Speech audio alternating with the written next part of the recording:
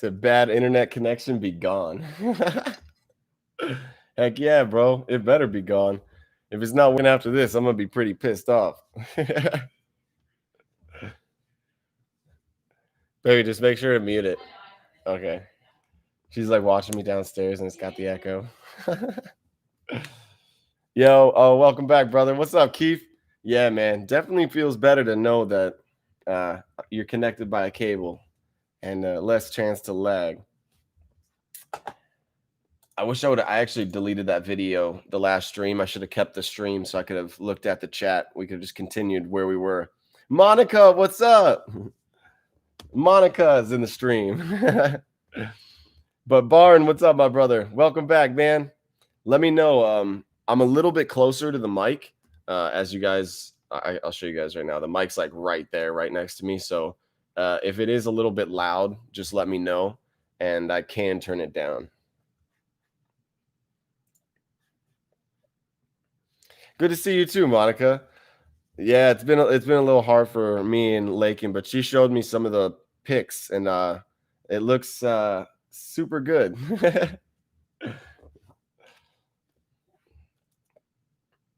How long do you think the stream is going to last? Not sure. I always say, and recently I've been talking about wanting to do a short stream. But normally when I say I'm going to do a short stream, I end up doing a long stream. So it really depends on what I'm going to get into. But it also depends on things happening today and stuff like that. You know, there's a lot going on today. And I know people that are doing gatherings or stuff like that, you know. So yeah, see, like school's gonna go to his mom's house with his friend, watch the election, pizza, wings, weed, and soda. Only the best, right? It's gonna be a show tonight, man. It definitely is. It's gonna be crazy. What time is it, school? Do you know what time it starts? I was asking that before I ended the stream before, but I was more concerned about the internet. Baby's doing great. I saw him/her 1 week ago. Yeah, I know, right? You got to make sure because you never know. I have a picture. I am almost 12 weeks in. That's awesome, Monica. Yeah, was that the picture that you showed or that you sent to Lakin? Because I think I had seen that one.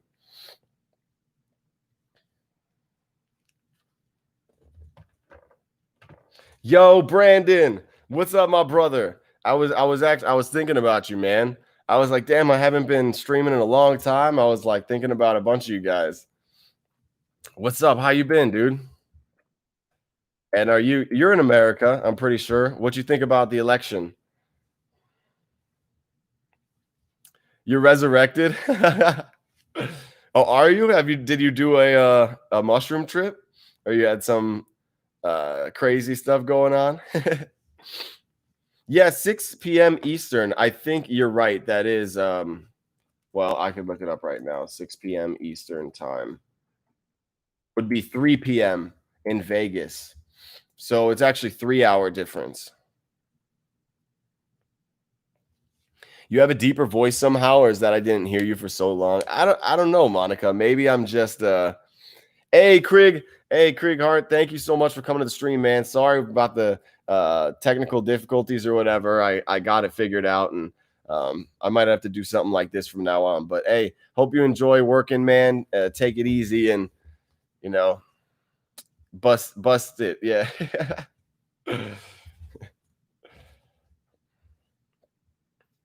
First polls closed. Yeah, okay. So 6 p.m. Eastern. Yeah. No, I don't know, Monica. Maybe I got a deeper voice. It might just be the echo in the room. Just because the room that I'm in is really wide, and I don't know, it could be echoey or anything like that. But I'm also a little bit closer to the mic than I normally am. Yo, Adam, what's up, man? Love the setup. Thanks, bro. I appreciate it, dude. Yeah, it's just kind of cool. I mean, the tapestry was there. I tried to get it even more, but this is where I set up the desk, and then the modem is like right here. So I got the LAN cable connect, and I'm gonna kick them lags. No. But yeah, dude, it's pretty cool. It's all right. It's a nice little thing.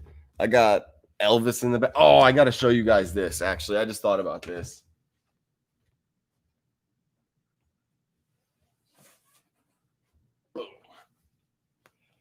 Look at this shit.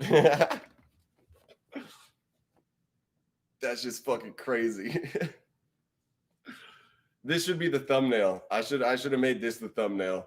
Anybody know it? I don't know if I could. Oh yeah, I can. How about that?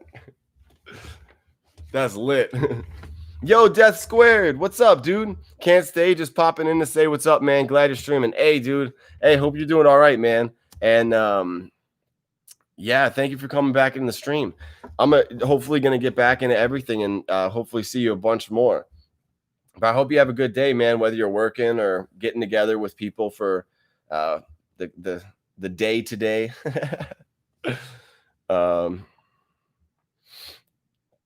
No trips for the better. Sent an email a while ago to you, but yeah, I've been going through some shit. I'm back though, maybe 80% now.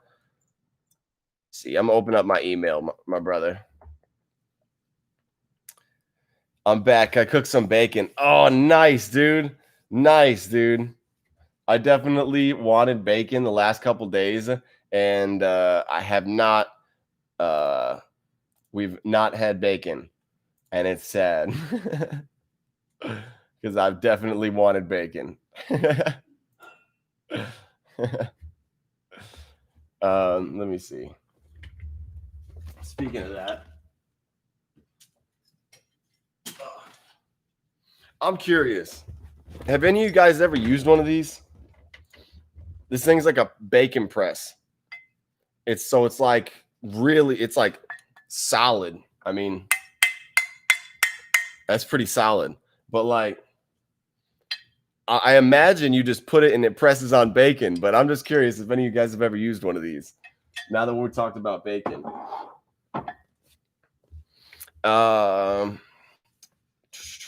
That's dope. That's neat. Yeah, dude, it's crazy, bro. I think I talked to you guys before about this, but when I was on 5 hits of acid by myself, I saw these equations like coming off of the freaking poster off of the board, and they were just floating in the air. Like that was by far the most extreme acid experience I've ever had, but it was also the most acid I had ever done in a single sitting. I like the Mandela behind you. Yeah, it's really cool. This is actually I'm pretty sure Lakin, babe.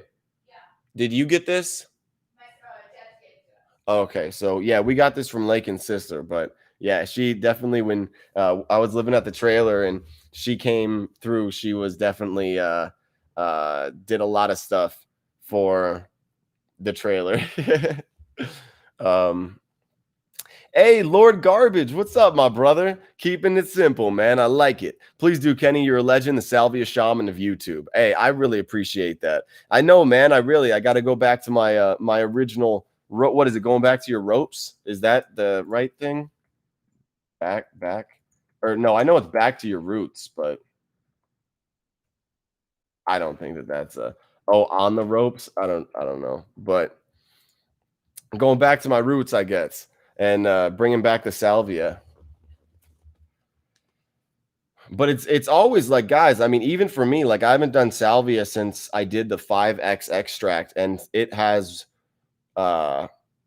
been pretty scary for me myself. This is a human brain tried. Oh, wait.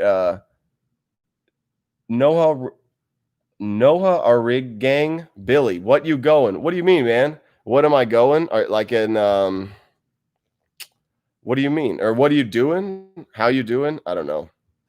My bad. Oh, this human brain tried DMT for the first time and he loved it. Felt instant connection. He said he is done with salvia. Oh, wow. Well, I mean, has he ever chewed salvia or did he just smoke salvia? Because I would not blame anybody in the slightest for wanting to go more towards DMT after experiencing salvia. I mean, that's just that's just like polar opposite of energy there. DMT to me, from what I've experienced and what I've heard from people, it's just absolute bliss and love and beauty. And it can be chaotic and tricky and at times, but for the most part, it's not really negative compared to the extract experience that salvia can really deliver. And by the way, a cool ass dream last night about UFOs and a portal. Oh yeah, you were saying that, and then somebody was like, "The portal is open." But what was it? What was the context more? The LSD inspired painting is radical. This one? Oh, Adam said, "What's up, Lakin?" she said, "What's up?" She's downstairs. Imagine having an in-depth understanding of psychics, or yeah, wait, no, physics, and seeing those equations. Oh yeah, dude. Well, I mean, for a moment, that's what it felt like. It was like the equations were coming off like they were like it was language, like it was words, like it was understandable. But math has always been my favorite subject. So, I mean, honestly, I should look more into physics and more into all this stuff. Hey, my brother Juno.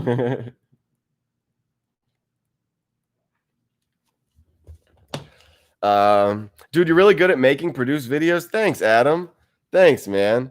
I know, dude. I really, even today, I was looking at my list of things and I've got a bunch of ideas of videos that I want to make. And I was just like thinking in my head that, like, even though it might not be completely related to like trip reports or anything like that, it could be a comedy skit or something that embodies the message. And it's just a different way of putting it out there and also bringing out different aspects of myself and the ways to express these things, whether it's through music or comedy or dance or art. Oh, did you do the tincture yet? No, not yet, Monica. I got it right here though. I got it right here. It's I know exactly where it is. So I wonder if it still smells. Yeah, it still smells. Shit.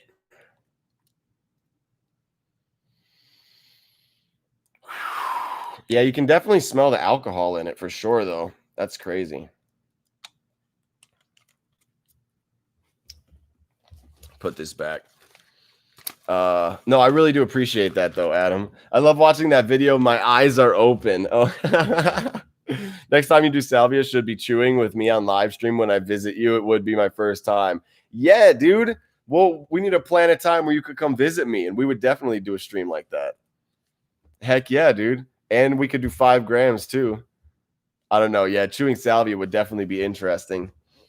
It's kind of underwhelming, though. It's not like, I don't know. It can be. I don't want to say that because Monica's definitely experienced it and been like, oh my God, and so have I. But I guess sometimes it's just the way I've talked about it. It's very introspective, and it's not a lot like the other psychedelics work. But no, that'd be super fun, Adam. Yo, everybody. Oh, what's up? Miguel, what's good, dude? How are you, man? KJ, my brother. I like that shirt, bro. Pac is still my favorite till this day. Dude, I just felt like it was, a good shirt to wear, with everything going on. I mean, with hip hop and shit. I mean, Pac's my dude. So weed being legalized in New Jersey today? No way, really. Wait, let me check this. Cannabis legalization. New Jersey poised to legalize marijuana on election day.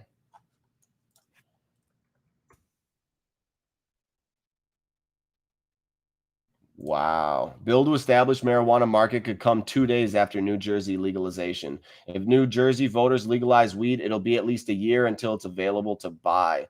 Oh, well, that's kind of how it like always has been. I mean, when they start off. That's awesome though, dude. One state at a time, bro. I mean, we're about like what, more than 50% of the United States almost? United States weed legalization map. That's simple.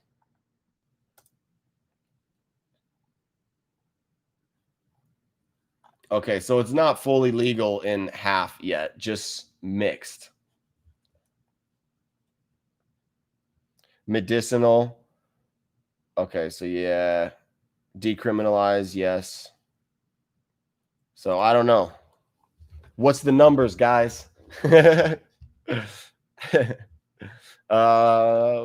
He chewed and also smoked. We chewed together back in time. His experience was very subtle and mine was intense. Who This is a human brain? You guys chewed it together, Monica? Then we can smoke DMT. Yeah, Adam. Have you gotten some back? Oh yeah, Monica babe, Monica said hi too. I don't know if I told you. She said hi. Welcome to Club Jersey. Hey, Miguel, what's up, dude? Yeah, man, that's lit, bro. Hey, make more videos, Kennedy. Kennedy. Oh my God, I've been stuttering a little bit. First day back on the stream, I've definitely been. It's been a bit of stutter for me today. Bring back the skits. I know, Adam. I got to, dude. I got to. Let that creativity flow. I know, man. I know. You too. Have you been doing anything with the music, D? Bet that is gonna taste so bitter, dude. Just by the smell of it, school, it already tastes so bitter. Jacob, what's up, dude? How are you, my friend? I'm all right, dude. It's good to be back on stream. So I'm happy to be back on stream, and yeah, it's been a pretty stressful couple weeks, but you know, I'm happy to get back to things. So, how you been, man? But yeah, school, it is gonna taste so bitter. I agree. Yeah, my eyes are open is a pretty funny video. Which one are you guys talking about? The 5X salvia extract? When I'm saying like my eyes are open and they're closed or whatever. What I was literally thought like my inside hallucinations and the physical was the same. I couldn't tell. Yo, Matt, what's up, man? Welcome to the stream. Oh yeah, that 5X. Okay, so it is the 5X video, Monica? Okay. Yeah, that was definitely super interesting to say the least. That was a good one, but that wasn't really like a I mean, I guess it was produced. It was like, you know, I just didn't just choose salvia on stream. I had like a come up, you know, and then I also had the aftermath and then about 30 minutes afterwards and even how I felt, I think the next morning. I'm not sure if that how I haven't watched the video in a good minute. And when I watch it, I usually just watch it to see my initial reaction.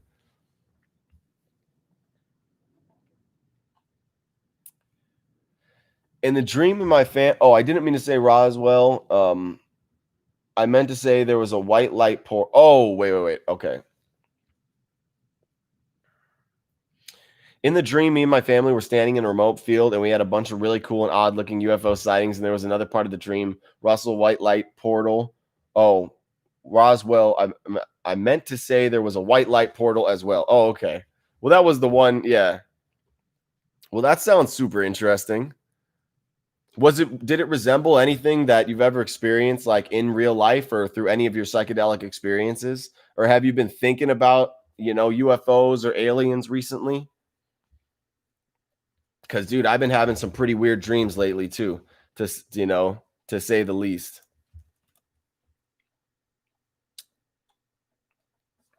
Yeah, this is a human brain we were calling before and after chewing. Oh, well, that's super cool, Monica. I'm glad that I was able to be some sort of a help to bring you guys together to share that experience. Yeah, I was thinking about giving you a call today, Monica. But we'll have to see with how everything goes, with how long I get off stream, and depending what's going on afterwards. But I promise you that I will work it in very soon because I want to talk to you and see how everything's going and how so just to give you a heads up. Now, the universe has been holding me back from DMT. I think it wants me to extract it myself, but that shit is a process. Yeah, you know. But I mean, at the same time, if you've had a positive experience with the stuff that you have before, I mean, you know, you could always just give it a shot.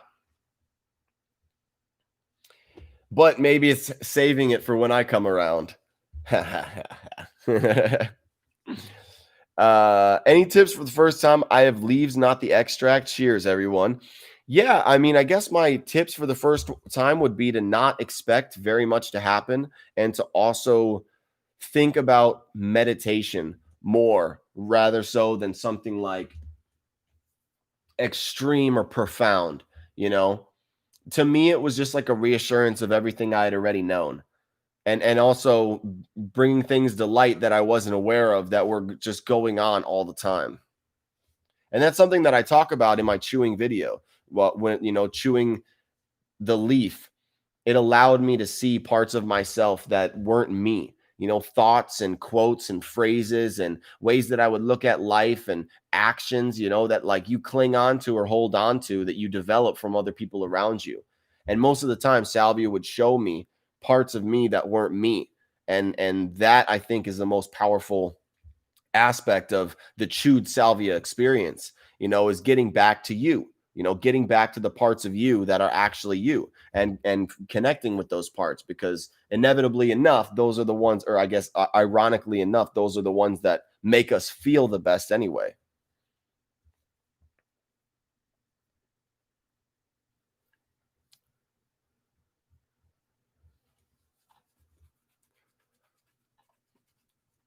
There's nothing to gain from salvia. Dude, I know, like literally, bro, in that moment, I'll never forget in that moment what I was thinking when I was just like, oh my God, like I'm promoting this to people. Like, what the heck am I doing? You know what I mean? Like, I'm talking to people about this, and this is just insane. So it was definitely a moment there where I was like, okay, I need to dim it down a little bit, which is probably why I haven't really talked about salvia much since that experience, which is probably what I need to do, is they do the chewing again and be like, guys, it was great. I told you. It's always about the restoration. Yeah, exactly, Adam. I've always thought that it's always about coming back too, bro. Like even the extract, like smoking the extract, the most important point of the extract experience is coming back to the body, is being taken out of your body and feeling like you're dying, and then being just able to breathe, have a breath of fresh air, and control your legs and control your arms. Like that to me is like the true high of smoking salvia, is returning to the body and experiencing what it is to be truly the body,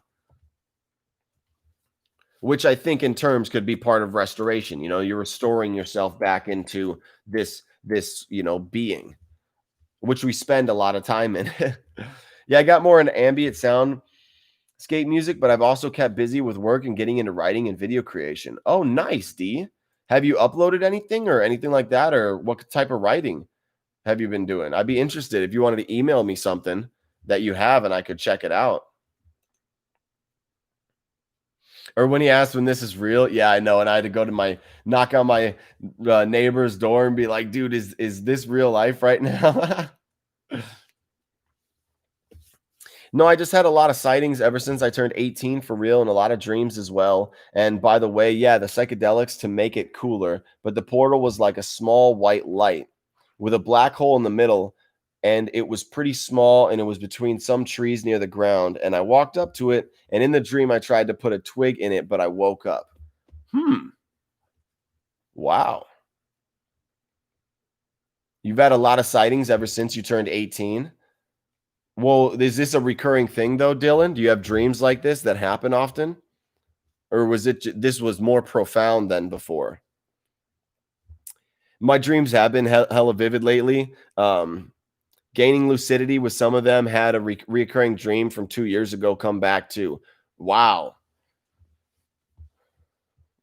So I was just getting ready. Oh, okay.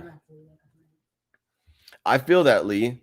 Have you been feeling deja vu in real life, like in just every normal waking moment? Because I've been getting some deja vu lately, and it could be playing a part in my dreams.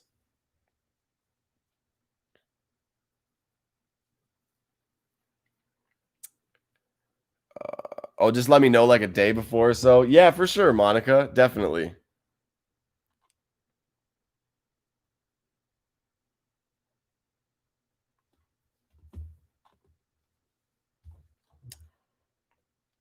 Might eat these mushrooms tonight. Take a long walk through the snowy weather. Oh, nice, Keith. See, that's what I was asking you before the stream had ended earlier, before I had to put everything back up here. Is that, were you doing acid or mushrooms? So I assume that by say you might eat these mushrooms tonight and take a long walk in the snowy weather, that you're going to do mushrooms. How much? What dose were you thinking about doing, Keith? Last time I walked in a snowstorm, my big fluffy winter jacket made me feel like a penguin. Dude, that's the best thing about cold is that you can bundle yourself up so much and be so comfortable out in like the freezing cold. That I don't know. I like the cold a lot. You should Wim Hof it, dude. Just go outside barefoot with shorts and no shirt. Just go Wim Hof for a little bit. Yo, I'll fly you here. I'll fly there when I get my hands on someone 100%. Yes, Adam. Dude, that'd be so lit. We definitely got to have a group trip. I mean, I would love to, for Lakin, or whatever. But for all of us to meet would be an incredible experience. Dreams are also incredible psychedelics. I think they're very natural psychedelics, Barn. I mean, dreams are just as crazy as psychedelics sometimes. You have a dream that you're getting arrested, or you have a dream that you just had a shootout with somebody and that person's dead now, or you have a dream that very impactful things that in the dream, something permanent occurs, which you connect with. Like you see somebody dying in a dream, you know what I mean? And you wake up and you're just, oh my God. You know what I mean? It's like dreams are powerful psychedelic trips. They're very natural wake up calls, literally a wake up call. You have a dream that's so terrifying that you wake up. It's like it almost scares you to live. Dreams are crazy, man. Very shortly after it, so I couldn't really figure it out, but it was a crazy dream for sure. Oh yeah, Dylan, and that's the interesting thing, and I guess a detrimental thing to dreams and studying dreams is that they go away so quickly, and as time goes on, to retain that's the word to retain that information over a longer period of time is difficult. That's something that I've heard a lot of people say with DMT too, is that with DMT you have periods of time where that it's there and then it's gone, and it's like it's very quick. And that's why with DMT, you have to really retain that information really early on or write it down or record. Like people, even Terrence McKenna says the best thing to do with DMT after you're done is to record yourself right away and get all of the information out as quick as possible. It's almost been 6 months since I spoke the May 14th meetup into existence. Oh, man.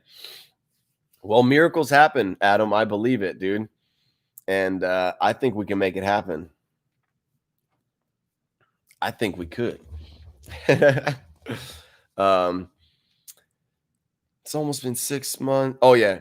Since pregnant, I got really interesting or weird dreams. Some of the pregnancy related or motherhood, taking care of child. But I need to get back into lucid dreaming. It could be super helpful for raising awareness. Oh, shit. Wow, I'm a little bit behind. Sorry, guys. I got to catch up with the stream. Raising awareness more into life and so on. And you practice real life skills in lucid dreams or overcome fears, traumas, or etc. That's profound. That's exactly what I was talking about, Monica, a little bit, how you can go through things that literally make you wake up. They're so traumatizing and it's very, impactful that it makes you wake up and want to make a difference. Lucid dreams are made up like 3/4 of my high school times. Life was hell for me back then. That helped me. Glad I'm not the only one that's been writing lately. Yeah, I feel like I got to write more, Brandon. I feel that. Linus, what's up, man? How are you, bro? Welcome to the stream. It's good to see you.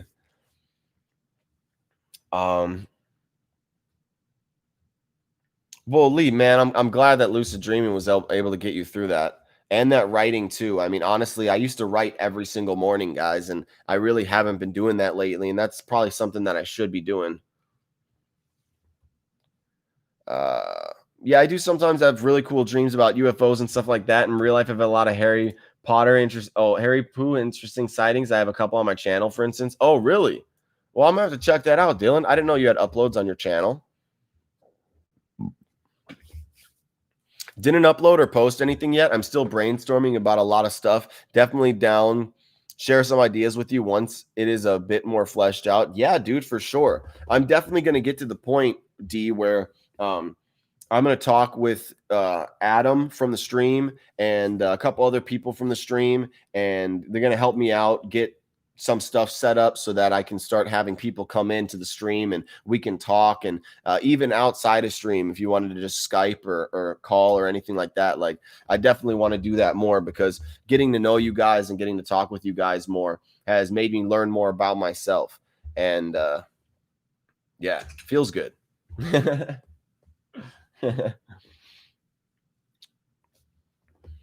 Deja vu for me is constant, daily or weekly. Clairvoyance, dude, it's a blessing and a curse. Oh, geez. Dang, man. Yeah, I've had deja vu a couple times recently, but it's not super often. I don't know. It's not super often. If it's daily or weekly, that's got to play a part. Oh, my God. Is there a thing called for that? Or is there like something that that's a reason why that happens? I smoked DMT in a dream and it was like a waiting room experience. Linus, I don't know if you mean like is a waiting room just because you were like waiting for something to happen, but I remember taking mushrooms in a dream and they never kicked in, and it was so upsetting. But then I woke up and I realized why they had never kicked in, because I didn't actually take them. Prob 2 grams. Oh, that'll be amazing. 2 grams, Keith. That'll be the best. This is the first snow day over here in Canada. Ooh, D. I want to come to Canada. Yeah, man, we haven't gotten like rain. I don't even think this whole entire year we haven't even gotten any rain. It's been pretty terrible. Not trying to promote my channel, just some examples. And there was at one time, oh no, dude, Dylan. Hey, Dylan, if you got a channel, everybody go check out Dylan's channel. You gotta go. Yeah. All right, give me 1 second, guys. You wanna say hi? I'll say hi. Mm-hmm. Hey guys. Hey guys, this is my girlfriend. It's me. This is Lakin. All right, I'm gonna say bye to her real quick. See you guys. That's so funny.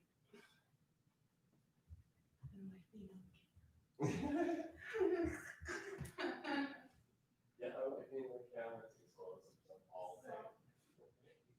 When was the last time?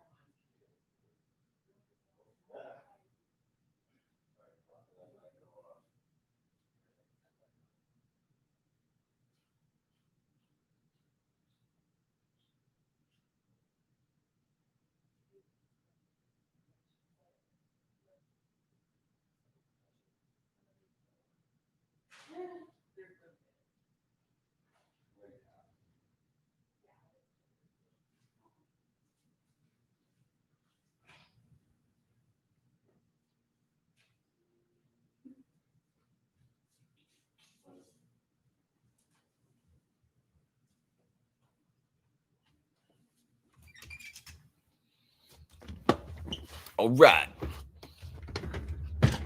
Speed chat time. No. Cold weather is superior to hot weather. You're absolutely right, Keith. Wim Hof on mushies in a snowstorm will either be amazing or death. But even death would be amazing. Yo, Frankie, what's up, my brother? What's up, my friend? And Jared, what's up, dude? Yo, Tony Ferguson, what's up, my brother? How about Khabib, man? How about mother freaking Khabib? Yeah, when you dream you're releasing DMT, yeah. Because of DMT, yeah. No, absolutely, Monica. Yeah, man, I've been underdressing in the chilly weather to go Wim Hof mode. Yes. Oh, I actually didn't realize how much my hat takes off the shade. That's crazy from the light. Whoa. I'll keep the hat off, though. It'll be fine. I heard a bit. Whenever friends of mine say they're terrified of astral projection, when I mention DMT or Salve, I tell them they do it every night. That's a good point, Linus. If anybody's scared of psychedelics, just be like, dude, you literally go through one every night. I mean, that's a pretty good point. I went hard on shrooms the other night. Yeah, dude. How much did you end up taking, Matt? Dreams are potent. Once I woke up in a panic, cold sweat, and my heart was beating so fast, and my life literally started changing after that dream. That's what I'm saying, bro. Dreams, dude. Shrooms in Norwegian are called flame. Matt, I think you got a new username.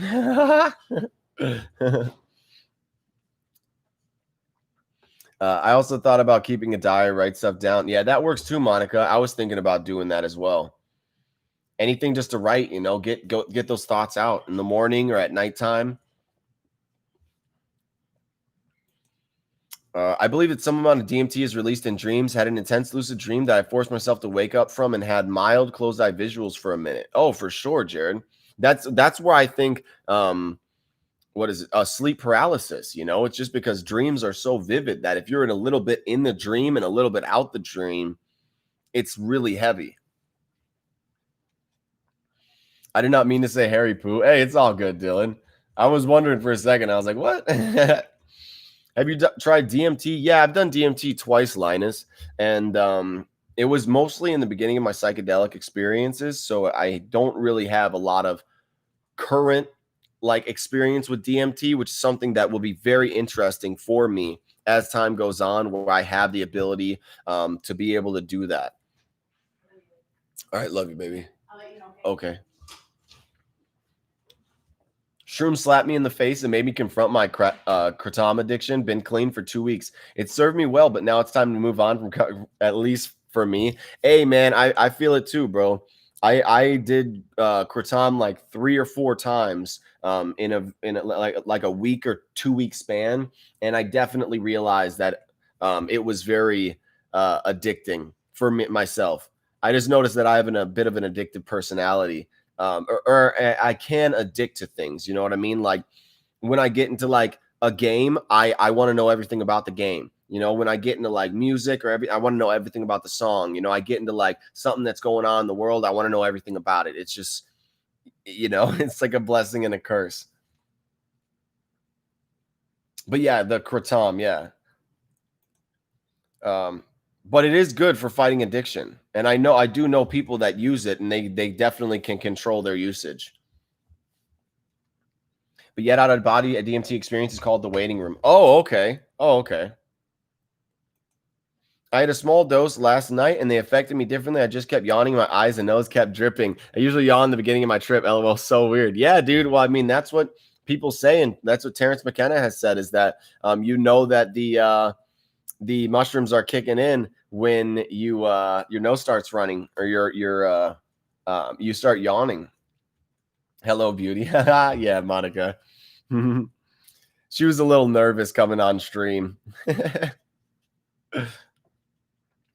Yeah, Khabib, bro. Oh my god. Yeah, I know, but Monica, his name is he's doing Tony Ferguson is the fighter, and he just put it phony Turgeson because obviously Tony Ferguson's username is going to be taken up. So I know what he means. So and he knows what I mean. Tony Ferguson's just he's a UFC fighter, or is he a boxer? Wait a second. Do I even know what I'm talking about? Yeah, MMA. Okay, guys. Okay, I know. All right, no. All right, Adam. Hey, let me know, bro. I'll let you know when I'm done with the stream, dude. Thank you for coming in the stream and go do that, man. Much love, my brother.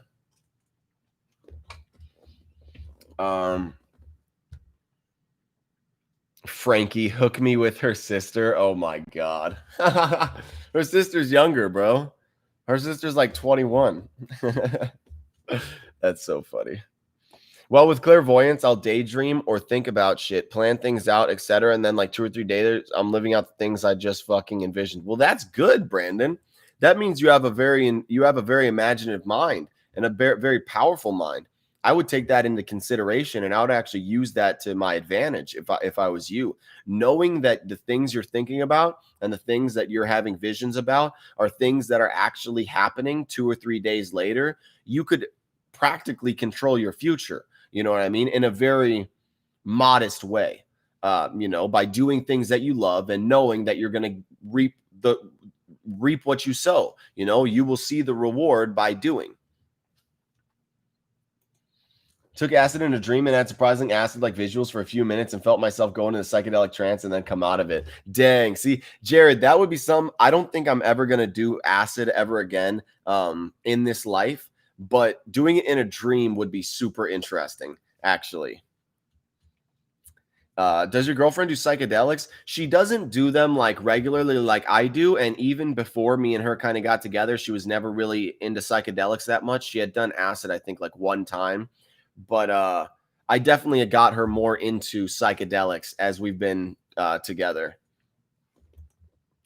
But yeah, mainly shrooms. Yeah, Monica, you are right though. Yeah, she only really does like shrooms with me. Ruben, what's up, man? What's up? My brother Juno. Juno, welcome to the stream, man. Juno is in the stream. We got yeah.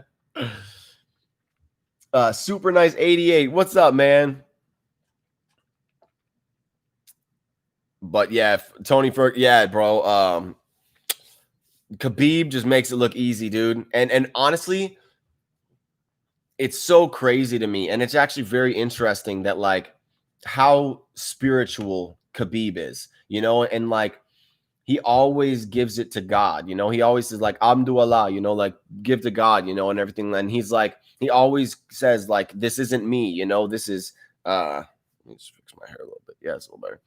But he's like says like, this isn't me, you know what I mean? Like it's all God, you know. And I've always thought like that's so interesting that somebody who talks like that and goes 28-0 and literally mauls his opponents, you know. And it's like one of those things that I'm thinking, it's like when you go into the ring with Khabib, you aren't going against Khabib, you're going against God, you know, because he's like so humble and so spiritual, and he just gives it to God and he gives it to the spirits. And that's the thing that backs him up and makes him as good as he is. I mean, at least in my opinion, that's what I think. But after Khabib's dad passed away, he's retired from the UFC now, and he wanted to retire. And I think it's just because that's so powerful, how powerful death can be, you know. And it's something we just got to take into consideration all times, you know. It's something that I was taken for granted a lot, you know, up until this last week, you know. Like I told you guys that I had to put my dog down, you know, and I had to put my dog to sleep, and it's easily been the hardest thing that I've ever done in my entire life up to this point. And it just really shows, you know, how powerful death is and how instant death can be, and that we really can't take advantage of any of the time, or we really can't take for granted. That's what I mean. We can't take for granted this life, you know, and take for granted the time that we have left on the earth with the ones that we love. Because, you know, with my dog Bubba's, he was fine one day, you know, he was fine one day, and the very next day it was done. You know, he was a completely different dog. And that can happen with people too. That can happen with anybody, you know, whether it's natural or whether it's like a car accident, or, you know, anything can happen. And so that's why I talk about death a lot, and in that light. And you know, just to bring that up, where was I? I don't remember where I was. All right, I gotta go. Have fun. Hey, school, love you, man. Thank you for coming to the stream, bro. Did you ever communicate with your dog on psychedelics? Super nice 88. I've only done one microdose since he passed away, and that was the 26th. So that was a week ago. That was last Monday. So no, I've only microdosed one time since, and it was pretty hectic. You know, it was pretty intense, and I was like, yeah, I think I'm just gonna take a break from this stuff for a while. You know, and just kind of like mourn and feel everything out, and not really, you know, look at the psychedelics or anything like that. Just kind of naturally cope as much as possible. I mean, when the time's right, I will be able to take 3 grams again, or hopefully 5 grams again. You know, 5 grams would definitely be my desired dose, I'm sure, for a lot of us, you know, but especially when stuff like this has happened, because it's not like my dog's ever coming back, you know. So why would I pussyfoot around with any lower dose than mushrooms, you know, when I know that like I want to get to a certain point. But yo, Paul, hi from South Africa. Good to be here. Hey, man, how is the weather over there? Wow, Paul. Oh my goodness, thank you for coming to the stream. Last time I did shrooms, I went down to the ocean during a storm, and I saw entities chucking down lightning bolts. Oh my God, Linus, how much did you take? Equivalent of 4 grams. Haven't done the 5G yet. Oh, Matt, I can't wait to hear about the 5G, man. I really want to do it too, dude. I've been feeling it lately, especially with stuff that's been going on, with everything in my life and everything going on in the world. It's like, dude, I need some guidance from the mushroom.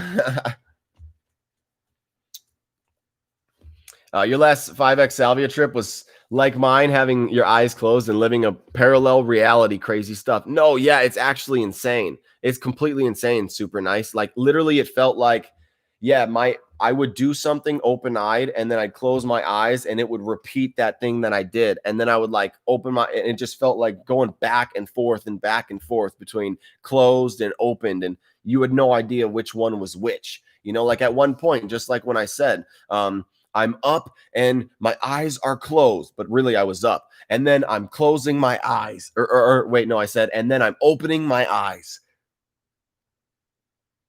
And I went like that, and that's because it literally felt like my eyes were closed already and I was opening up my eyes into real life, but it was actually opening up eyes into another dimension, which is insane. Yeah. Oh my God. Yes. Yes. Super. See?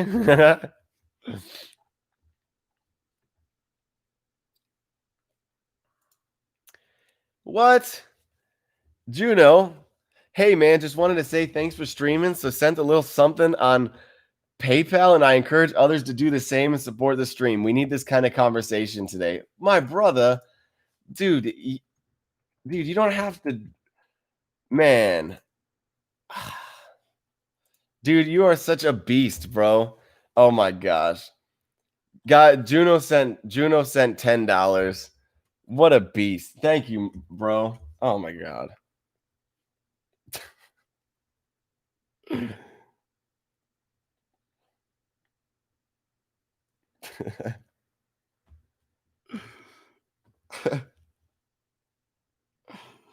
Oh my God.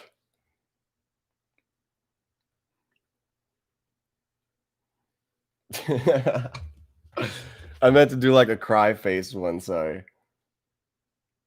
1 second. I just gotta tell him thank you.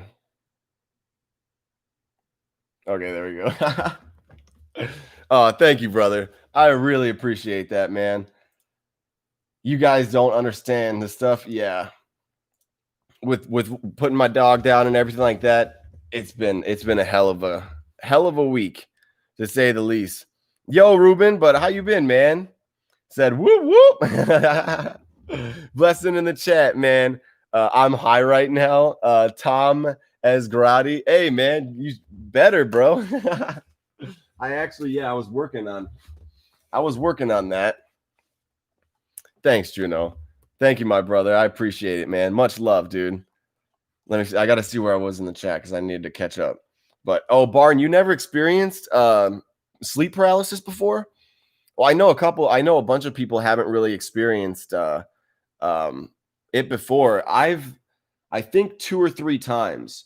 There's been 3 times, because it's prominent enough to where I can remember, but sleep paralysis is just so intense, and it's just so outside of normal everyday experience, especially something like dreaming, or going to sleep. Like you go to sleep every day, or you dream every day, you know what I mean? So it's like you're expected to just go to sleep and wake, dream possibly, and then wake up, and it's like, oh, everything's good now. But like to wake up and be aware that you're awake but not be able to move is like terrifying. It's honestly terrifying. And luckily, I'm very thankful that I had some prior knowledge of what sleep paralysis was. The fact that like you were like right there where you're like just about to wake or just about to go to sleep, but become conscious. And so your like motor control is turned off and you can't control your body. So that's why you feel like you're paralyzed. And then your threat detection sensors just go haywire. And you think like, oh, there's a threat. There's a threat. There's a threat. We got to do something about this. And that is the terror. That's where like a lot of the ideology of sleep paralysis comes with like demons and devils and like ghouls and ghosts and like, just like evil stuff, is because you're paralyzed and you think that there's a threat. And it's like it's like a demonic thing. It's almost like you're being possessed. That's what a lot of people have talked about with sleep paralysis, is they felt like they had been possessed, especially people who deal with it on a regular basis. Man, I could not imagine. The 2 or 3 times I've experienced sleep paralysis. Yeah, you don't want to experience that, man. Sleep paralysis ain't playing around. Seriously, Super. Yeah, you're absolutely right, dude. You're absolutely right. Let me see. Feel you, man. My dog passed away just like that from old age 2 weeks ago. Just 2 weeks ago, D? Oh my God, dude. Yeah, but Bubs was just a week, dude. Just last week, last Monday, we had to do it. And it was the same thing, bro. One day it was just good, and the next day he was a different dog. And it's just, I guess, old age, man. It's just when dogs get older, it's just that it gets to that point.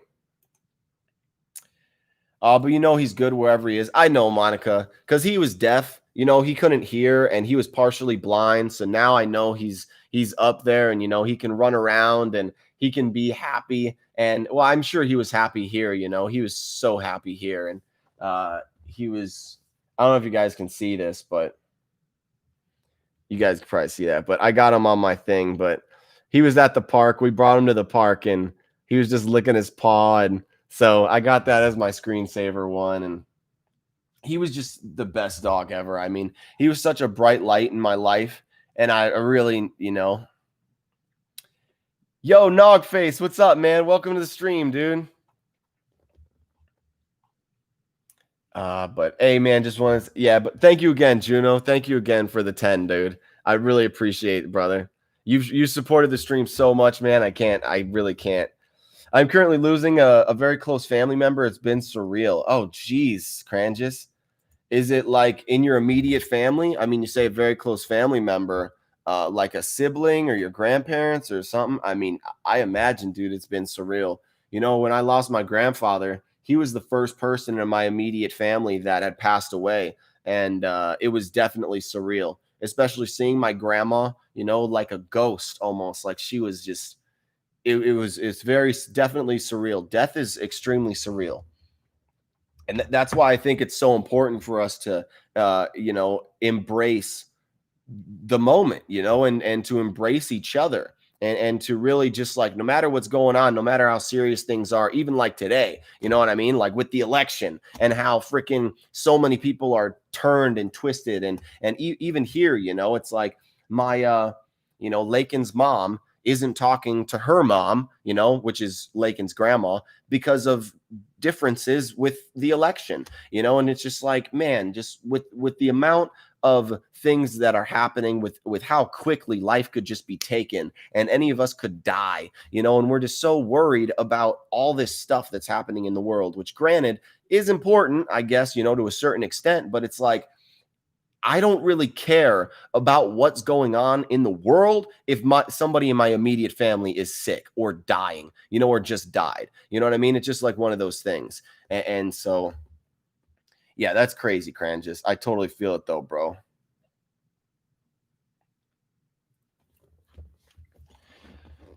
All right, I'm going to try to catch up. Mondragon, what's up, man? How are you? I'm going to catch up with the stream, guys. Quitting salvia almost guarantees me a lucid dream that night 3 out of 5 times. Is anyone noticing that?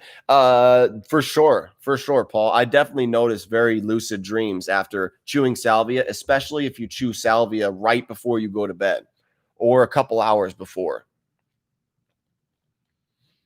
Did you ever take truffles?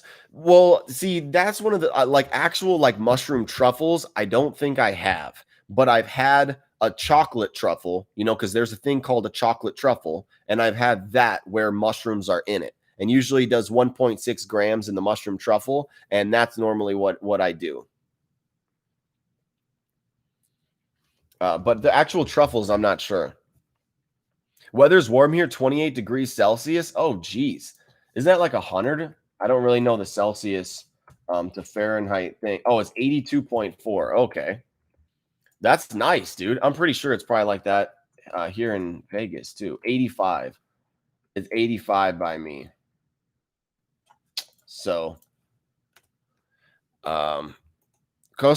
Kosomiu Super Strain. Yeah, Linus, I think I had a mix with that of like Penis Envy or Albino and a mix with that or something like that. It was pretty heavy. Whoop, whoop. I recently tried Jungle Spice from Mimosa Hostiles. Let me catch up with the stream right there. Let's see. Mushroom therapy for terminally ill patients scared of death should totally be an option. High dose mushrooms or DMT. Yeah, no, exactly, man. To have people to be able to cope with death through psychedelic experience rather than, certain things that they have, like it could be the future of therapy, could be mushroom therapy. Well, I'm not saying the future, but the future could bring mushroom therapy for sure. And it's already being worked on. I mean, there's they're starting to figure out that there's so much good that can be done with these things. And it's only a matter of time, I would hope.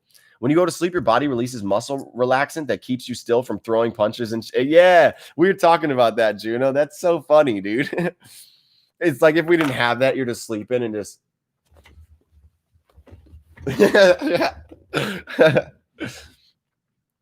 The social media companies are to blame for the social outrage. The social dilemma is a must watch. Yeah, I'll have to watch that, D. It's the control of information, dude. If anyone lives in Oregon, please vote yes on 109. It's legal shrooms. Yeah, I'm going to just go to Oregon just to vote. I wonder why false awakenings and sleep paralysis episodes often have a dark, evil atmosphere. I don't know, man. I'm not sure. Jess, what's up, my brother? I love you, man. What's up, dude? How are you feeling today, bro? Let me go back now that I caught up with it. Where do you order your salvia from? Board guy, I was ordering my salvia from salviaseller.com, but they stopped doing some sales for a while. I'm not sure when it's going to come back, but I guess I'll keep an eye.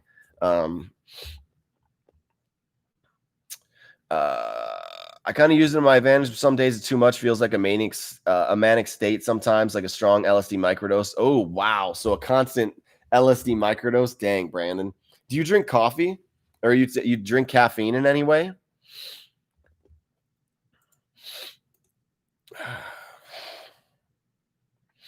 Oh, yeah. Jungle Spice from some of the other alkaloids in there. It's brownish crystals. I have to say there's some mischievous spirits in that plant. Oh, yeah. Really?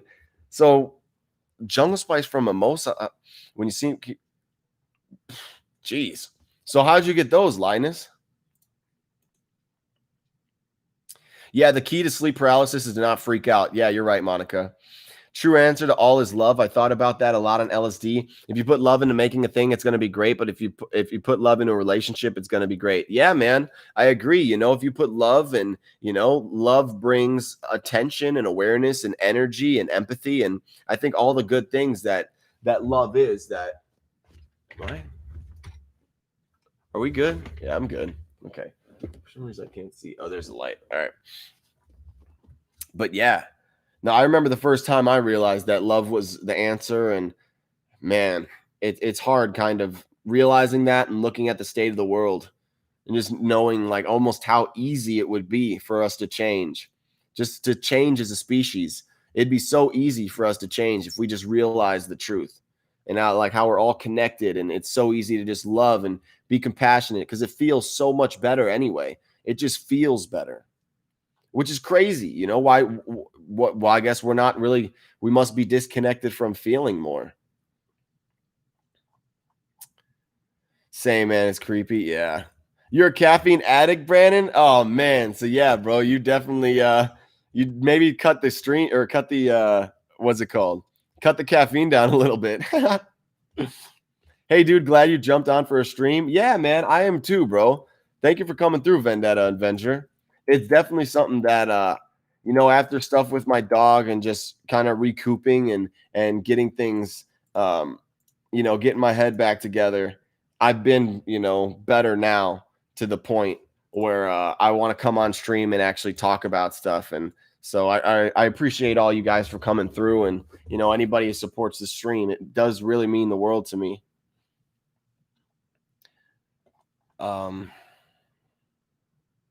DST therapy.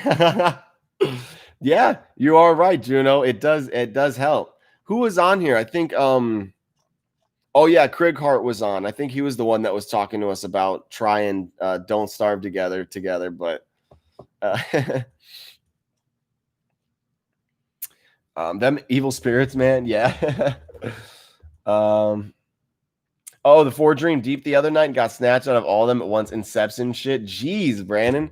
That definitely sounds intense, dude. I need some water, guys. Ugh.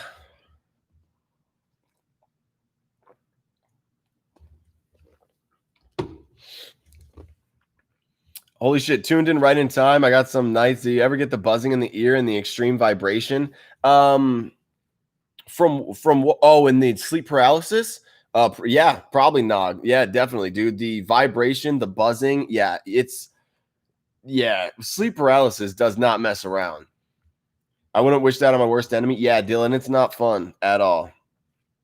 Could be a natural response because you suddenly can't move while you're awake. No, yeah, no, Monica, it is. It's a very natural response because your threat detection services go out and you can't move, and so you blame the threat almost for the experience that you're going through, which is why it's reasonable that people would integrate that or say that that's a demonic presence or a demonic experience because you're being almost possessed, you know. One theory about dreams and tripping is that our brain is always playing with ideas and concepts, but the constant stimuli from the world, our senses, acts as a tether. Take that worldly stimuli. Both the tethers are gone and you're dreaming. When your body, wait. Oh, no, that wasn't connected with that one.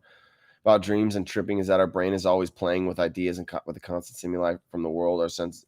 Yeah, no, you're absolutely right, Juno. That's why I think darkness really plays a big part in the mushroom experience, especially, is that darkness is a little bit more required because it allows that to happen. There's no external stimuli from the world or even from our senses. You know what I mean? You take out sight, you take out hearing, you take out a lot of those things, and then you really see what's going on up in here. And that's why I think that it's an important thing for all of us to go through. It's not the end all be all. I'm not saying that like, oh, every time you take mushrooms, got to be silent darkness or whatever, but it is something that I feel like everybody should experience. And that's what my last video was about, is facing the darkness. You know what I mean? Go into the darkness, sit in the darkness, take away all the external stimuli that we're continually shoving down our throat in order to cope or to feel pleasure or whatever it is. You know, there's a lot of stuff. It could just be a result of your environment. It could be mathematical. You know, it's not anybody's fault. It's just that it could be the thing. But I agree with you 100%, Juno. Doing a sensory deprivation tank? Oh, I wish, Super. I wish. Should I take 7G Magic Mushroom Silent Darkness? Yes, you should. That to this day has been my greatest mushroom experience I've ever had, was 7 grams in Silent Darkness. How y'all feeling today? Pretty good, man. Pretty good. Or no, not man. I'm sorry. Spicy Dorito. Take that back. Woman. Sorry. My first stream back. I'm not thinking correctly. Spicy Dorito is a female. I'm sorry. But I'm feeling okay. I'm doing a little better. Yeah, Jesse, dude, we definitely got to chill, bro. We definitely got to chill. I definitely would definitely need that, dude, after some of the stuff I've been going through.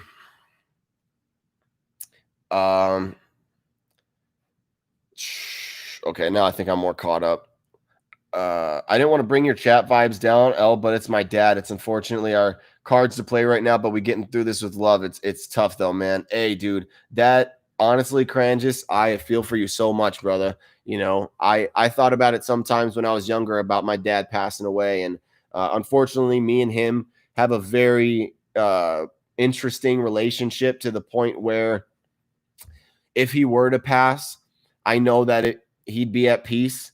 You know, I know that the worldly pressures are a lot on him, you know, and so but I totally understand, dude, having your father figure or having your dad, you know, go, and especially if he's sick, you know, especially if he's sick or something like that, that's just terrible or horrible. But it's just one of those things, dude. And you're not really bringing the vibes down, bro. I mean, I haven't really been myself since I put my dog down, so I'm not really, You know, I'm not really against you for any of that. So, but hey, man, we just got to take as much time that we can with them while we're here, you know, and always know that your parents, especially, dude, they're going to be waiting for you. You know, once we all pass on, they'll be there for sure. Salvia Dragon is legit. Hey, Stormy Trips. Yeah, man, Salvia Dragon, definitely. Really want to grow penis emphy or golden teachers? Dude, Juno. I know, dude. You could have so many different strains that you could grow probably. Oh, D, they are back in stock? Oh, I'll have to email him and see what's going on. I wish you guys could have the salvia from Slovakia. The quality is truly insane, or the quality is truly insane. Oh, well, I mean, I get good salvia. You guys doing no net? No, I don't think so, man. Just voted when I was done and got in the car and the clock read 3:33 and turned. So my ballot was counted at precisely 3:33. Well, nice. I'm glad it wasn't precisely counted. No, I'm just kidding, Adam. Have a great day, everyone. There's so much averageness in the world, but so much beauty. Averageness? Oh, well, yeah, man. Well, I hope you have a good day too, Krog. But yeah, there is so much beauty, man. I refuse to cut out caffeine. I'm drinking my second cup now. Hey, I can't even say nothing, dude. I got mine right here. Also has caffeine in. Yeah, no. Chocolate's got like natural caffeine, right? You jumped on the nicotine train again? Ah, dang it, Lee. Dang it. It's all right, man. It's okay. I feel it.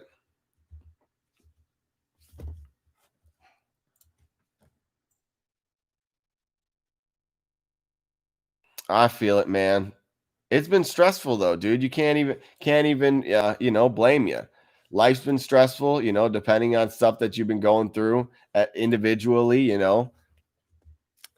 But yeah, I wish I could do it in a sensory deprivation tank. I know there's probably one somewhere in Vegas here. Last cigarette was in May, started smoking again 2 weeks ago. Ah, darn, man. Were you drinking though? Oh yeah, you had a mostly sober October, made it halfway, and then started drinking again, but it lasted a week. The plan is no more liquor. Yeah, dude, you know it plays a part. You know, we all probably feel that. It definitely plays a part that, you know, alcohol makes you want to smoke cigarettes, even though I don't even smoke cigarettes. Sometimes I'm drinking and I'm like, man, I'd smoke a cigarette right now for whatever reason, just because you're a little buzzed.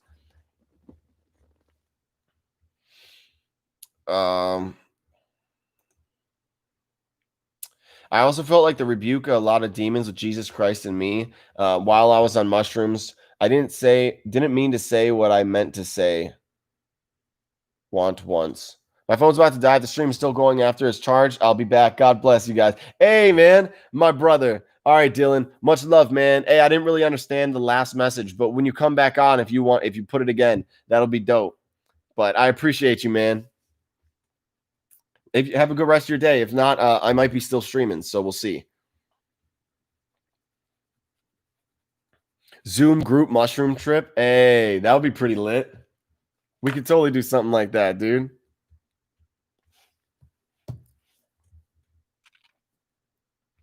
Linus, did you get the Discord up and running? Yeah, dude, I did.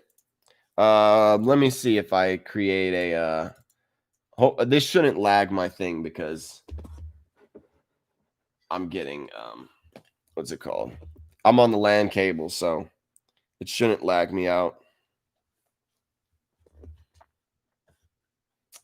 Let's see here.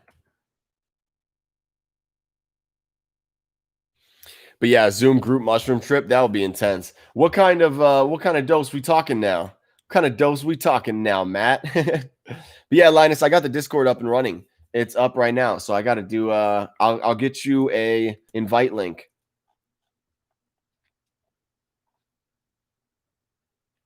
You guys also have that thing where you feel the spirit moving in front of you, but your eyes are closed while having sleep paralysis? No, not really, Super Mice. I haven't experienced it enough times to where I think I could have noticed it like that, but I'm not sure if anybody else has. Just released the new formula video. Nice, Adam, on Insta. Let me check.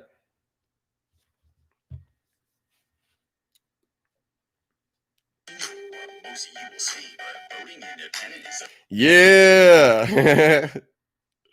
Hell yeah, bro. That's lit.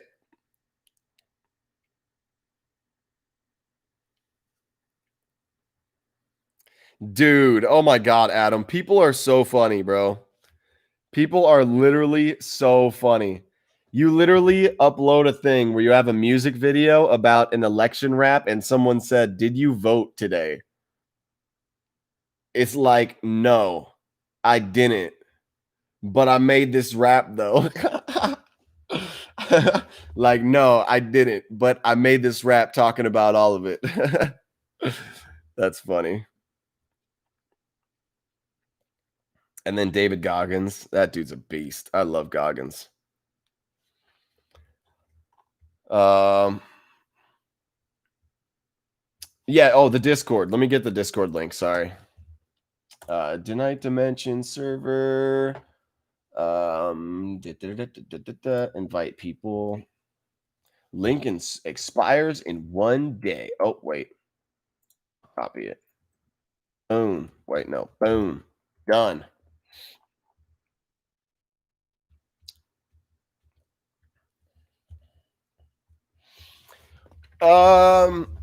Stormy Trips. What is my book about? Let me see, man.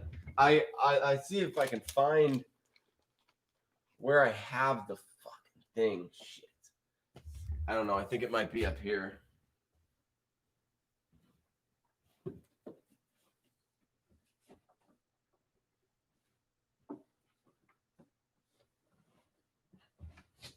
It's not very good, right? I'm writing my book. And I can't find it. No. You guys, where was I? Joe, good idea. Shrooms on Zoom. Hey, man, yeah. Well, we could definitely set that up. I mean, I don't know what dose we were talking or what dose we'd want to do, but definitely would be sweet. Oh yeah, so we got the Discord up. Dope. All right. Hey, Brava Kenny.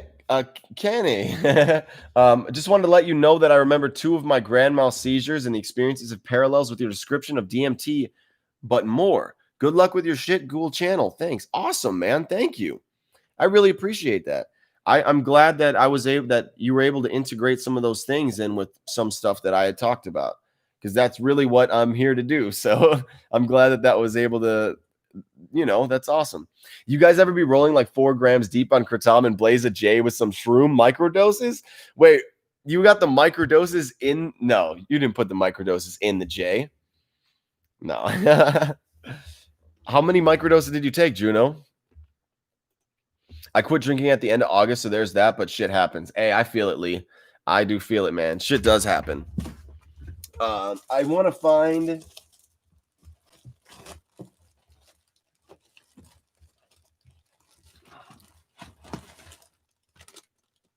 Jeez.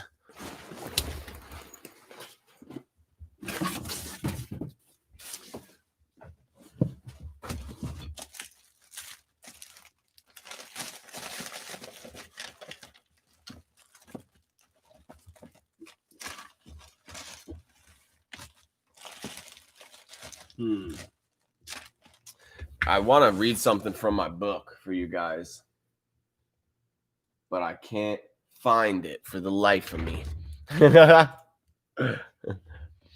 I quit drinking at the end of August. Oh yeah, but shit happens. Yeah, man, I know, dude. I quit drinking for a little bit, and then I've been back on the freaking train again, dude. And I've been drinking, and it's been, I have to not, dude. I just gotta stop. It's just the longer you go, the more difficult it becomes. But I feel like that's just the thing with addiction.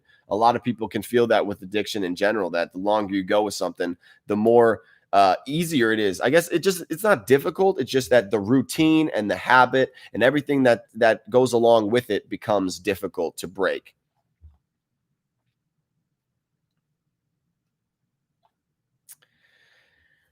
I said I felt like I have rebuked a lot of demons before was Jesus Christ in me while I was on mushrooms once. In the other text, I was just trying to explain the typo on the word once. Oh, nice. Did you get your phone charged?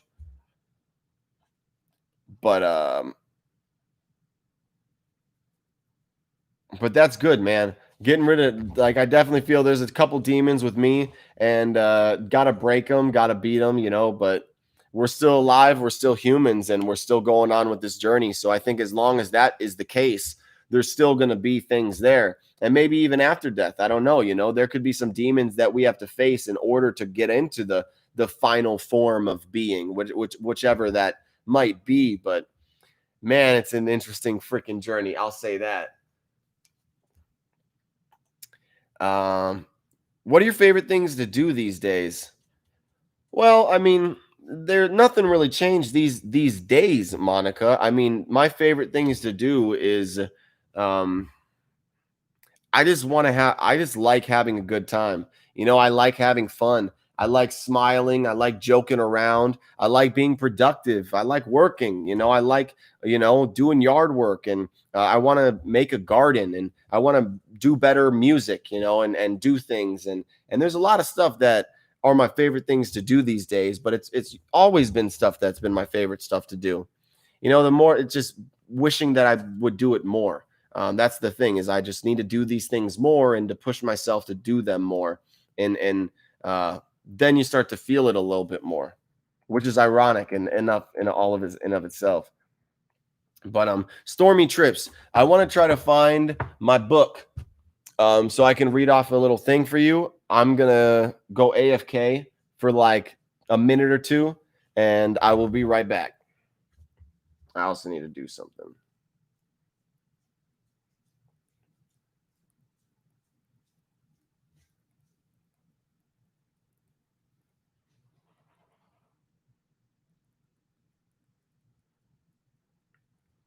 All right.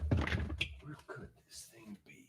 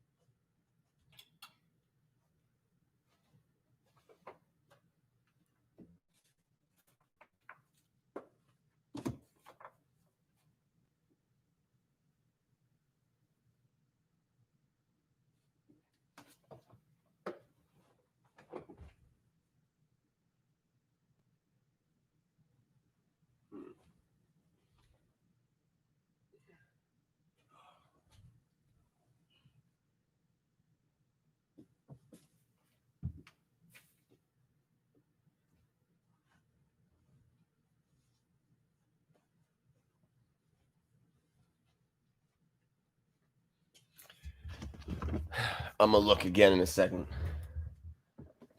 Oh man, I just don't know.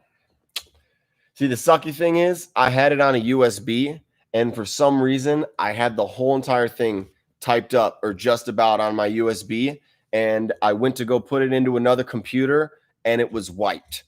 And so I've like, I don't even know. Why won't you see my book though, Monica? Why do you say that? What is your book about? But Stormy Trips, basically, like, the first half of my book is like a completely going over of a bunch of things, a bunch of ideas that we have and stuff that we've, gone through in our life, in order to get to here now, basically, so just going through a bunch of stuff and going through all the information, and the second half is a three-way system of basically achieving anything you want to do, like 3 steps. It's three steps, you one step, the second step, then the next step, in 3 steps, being able to do that, and just going really intricate in what those steps mean, and also defining them in very broad terms, and opening up to that. It's something that I hold on to myself, and that I have explained before in other videos. I've explained it before in my video. What's up, the ultimate teacher? Welcome to the stream, man.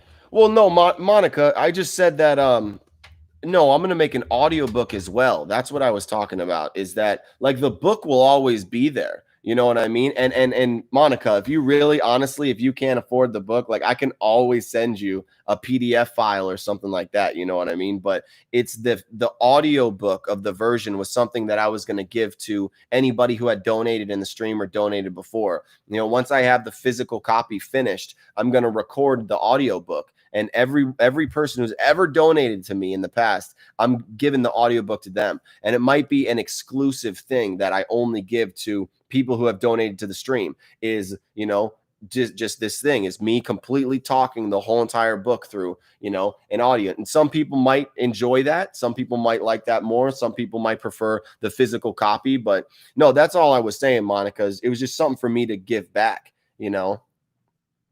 No, you don't. You've been around so much, Monica. I don't want to hear it. Just wanted to let you know that. Oh yeah, I read that one. Sorry. You got to break up the routine too. New routine with new habits. Yeah, I know, Juno. Today, me and Lakin started pretty good actually by starting off early morning and getting off early. I believe she's off. Okay, cool. But what I can say.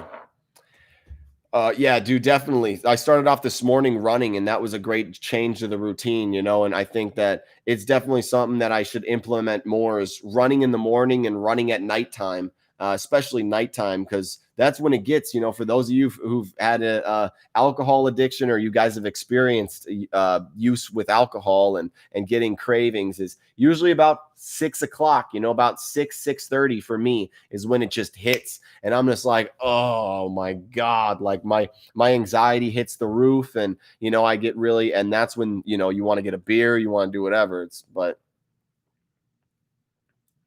yeah, Stormy trips for sure, man. I wish I could find the physical copy that I have of the book so I could show you guys, but I just can't find it for the life of me. And I don't know why I wouldn't be able to have it. It's been here like the whole time, but is it? All right, let me see. No, not there. Well, that's going to be a journey.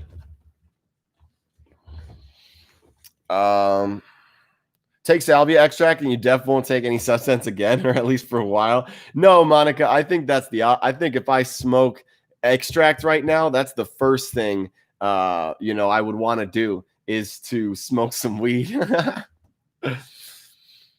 That's why I started writing again, started meditating, getting back to my old self, not the one who I was becoming. Why hide the shadow when you can embrace it? Exactly, Lee. 100%. You know what I mean? Why hide it up there? You know, you just write it out and face it. You know, just write it out and face it. That's a beautiful thing about writing too, is you can write everything out and just kind of have it there and look at it, you know, and just be there. And that's a really powerful thing for people to be able to do. And that's another thing that I with my last mushroom trip, you know, the 3.2 gram lemon tech, that's what I felt, is face the shadow, you know, go against the shadow, and you know, figure out what you're hiding, what's in the deep, dark corners of your mind that you're not putting up in front, you know.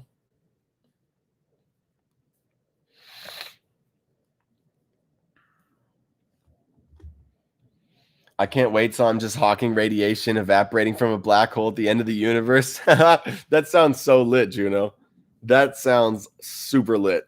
Like, I'll probably be with you for a couple million years over there. We'll rock it out, just like in Don't Starve Together. We'll just be Don't Starve Black Hole. No. Don't Starve Nuclear Explosion. How far can we go? We just got to eat up stuff. No. Writing is a sophisticated form of thinking that forces you to think through your thoughts to completion and draw a healthy, informed conclusion. It's also a form of meditation because it makes you reflective and contemplative. Yeah, it definitely is a form of meditation, Juno. Writing is I've had writings that I've wrote that were literally explaining the writing process. You know, like, what is writing? Like, I've had those before. A lot of successful people write after. Yeah, no, you're right, Monica. A lot of successful people do write on a daily basis.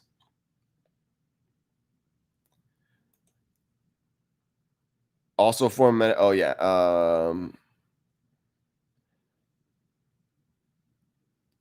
Plus, I find that life becomes more poetic. There's more instances of synchronicity.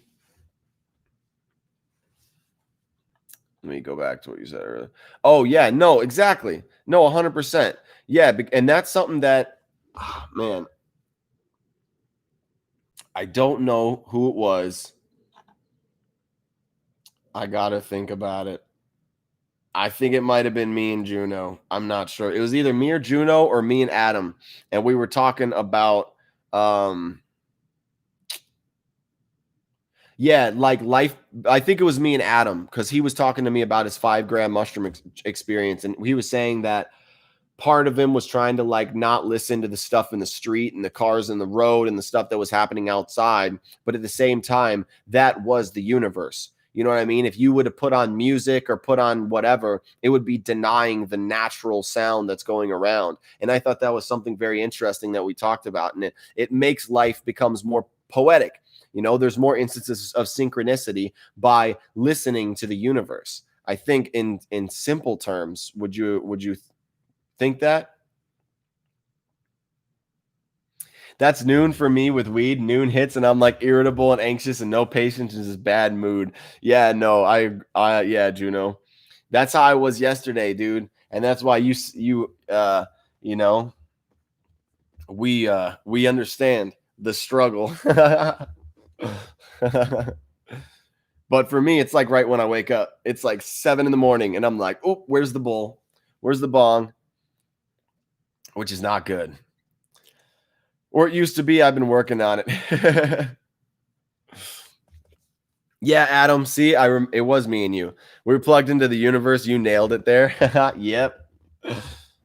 Yeah, man. And that's even what I felt. That's why even I was saying that darkness wasn't even, or I mean, silence wasn't super required because the natural sounds happening around, it's like music. Monica. Oh my God. That's so funny. Try being an alcoholic and craving it all day. The irritability, the cravings, my God, it's torturous.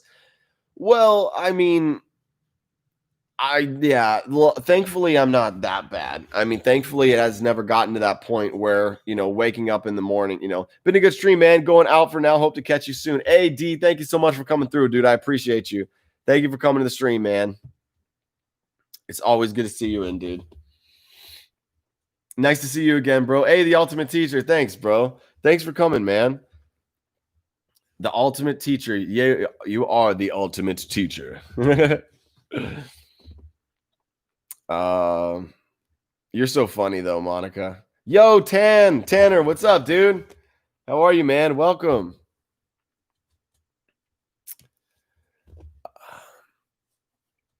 Weed right after salvia hits different. I know, 100%, Linus. It's like the most amazing. Well, at least for me, I feel like it's the most amazing thing. You just like come back and you're like, oh my God. And then you can smoke and it's just like, oh, I'm not leaving my body. You know what I mean? Like that's literally the first thought that I get or the first interpretation of my first smoke of cannabis after salvia is I literally think and I'm convinced that smoking the weed is going to do the same exact effect as the cannabis, which is terrifying at first. But then I smoke it and then I don't blast off and I'm like, oh, thank the Lord. You know? But I agree, Linus. Weed definitely hits different after salvia. I'm going to get up for 1 second because I really want to fucking...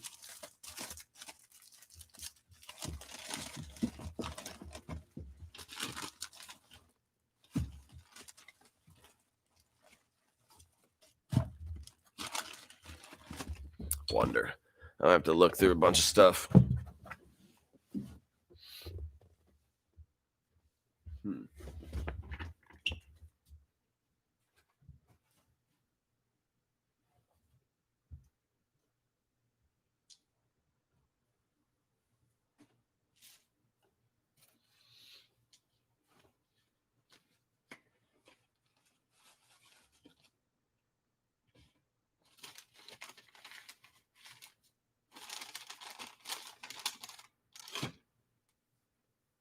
Oh, well.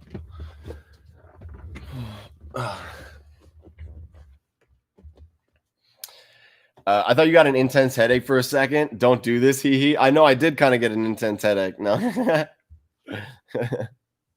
Yeah, absolutely. I write. I think I contemplate. Things make more sense. They line up. Yeah, just even talking to you guys about this right now makes me want to write. It makes me want to write. Beauty becomes everything. I love it. But yeah, Tanner, I hope you're doing good too, dude. How are things? I saw you in Don't Find the Others podcast last night. How was that? I heard they were talking. They were getting pretty. It was getting pretty heated in there. I think with Ruben. At least when I came in for a second. I don't know. Maybe I just popped in at the wrong time, but. Yeah, that wake and bake would ruin my day, bro. Yeah, I know, man. I've been doing it for so long that, like, I guess it's just to that point where I can do it, but still, I really wish I wouldn't. I really wish I could go continue throughout the day without having to smoke right when I woke up. How old were you when you first tried salvia? I think I was 19 or I was 20. I think I was 20. I was 19 or 20 when I first tried salvia. No, I wasn't. I was 18. Yeah, I was probably 18. 18 was a year for me, guys. It was definitely a year. Sometimes I wake up at 4 a.m. and find let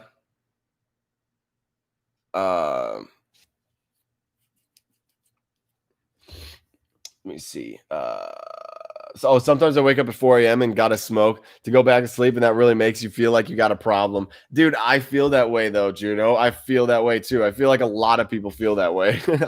That just like I don't know, man, waking up in the middle. I think it's just because I'm such a light sleeper though. I'm such a naturally light sleeper that I wake up in the middle of the night always. And I mean, I think I've talked to you guys about this before, but my dog Bubba's, he just required a lot of assistance and a lot of help.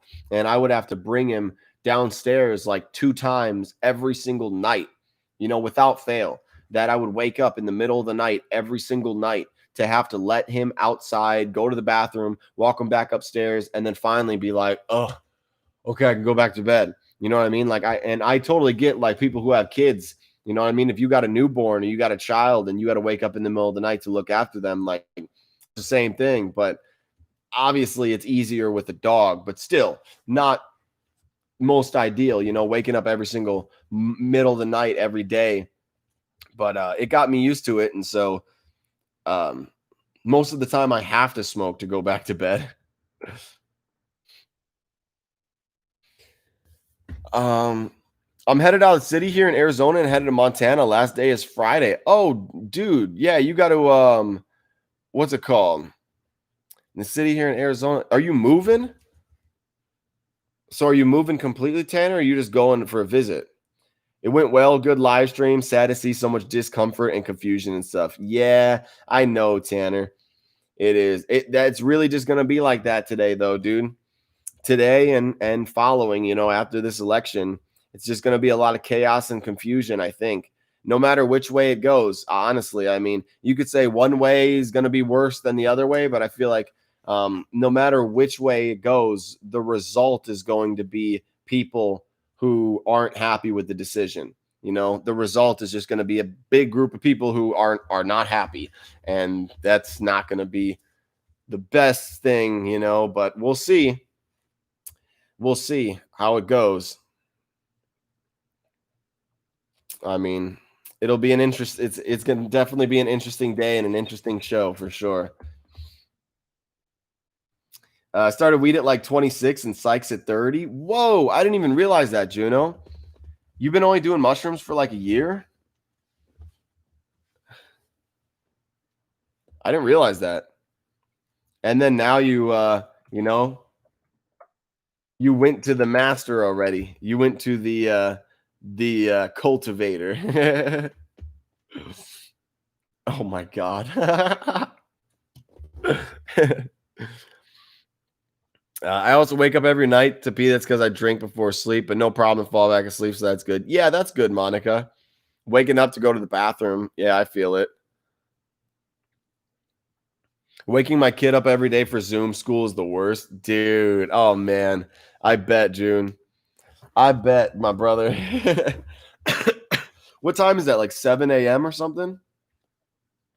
Or she starts at like 7. So she's got to be awake at like 6:30. Oh, you were 21, Monica? For me, it's like 8 or 9 hours better if it's 9. Yeah, I don't remember the last time I got 9 hours of sleep. Yeah, man, following my way out to the woods been a dream of mine for a while. I really think we talked about that the last stream that I had.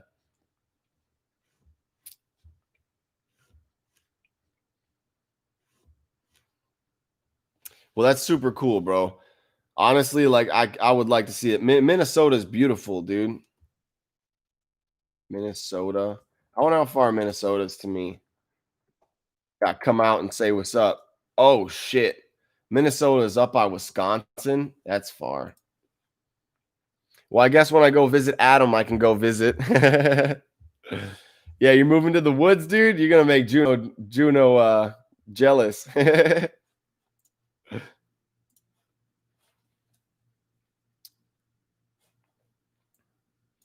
Oh, there's another Tanner in there.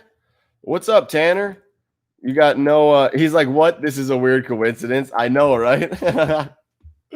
He's got the uppercase T, you got the lowercase T. Man, oh man. That's what I'm talking about. That's what I'm talking about.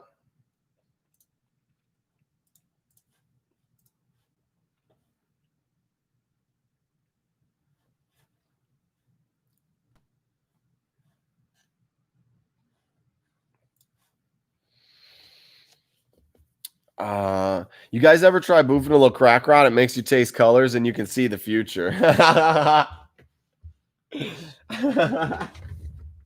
Oh my god, I gotta take a hit on that one.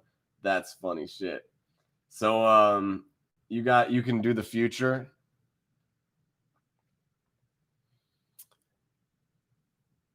Man, I want to see the future, man. I gotta find myself some crack rocks.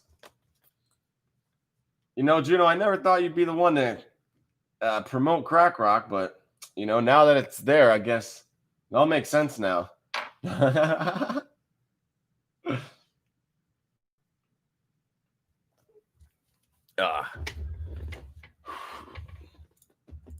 la la la.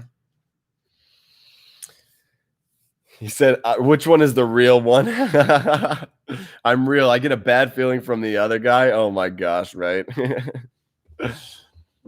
You got no profile picture, though. I think I trust the one with the no profile picture. He's probably not the imposter. The imposter is the one with the profile picture, because if you were an imposter, you'd want to make sure to have a profile picture so people would be convinced that you were actually the real Tanner. Yep. Makes sense, too, that he's got the uppercase T. So then you got to know he's trying to put emphasis on the fact that he's Tanner when actually he's the imposter. Can't put that uppercase. No, I'm just kidding. Neither one of us is real. Oh, geez. Now they're working together. Oh, my God. My mind is blown. What if they're both the same guy? They're both the same person on 2 different computers. I'm just kidding. June was the first anniversary of my psych journey. Oh my God. And you wake up at 7, but yeah, it takes like an hour. That's sucky. So you probably gotta like go lay down and be like, is she up yet? Oh God. I gotta go double check. Skull Vikings, Minneapolis is my stomping ground for a long time. Plymouth represent. Yeah, that was one thing that we were both wondering, Adam, because you're a Vikings fan, but you're in Green Bay now. You must have you've only been in Green Bay for a little while then. Yeah, tell them about those woods you're moving to. Let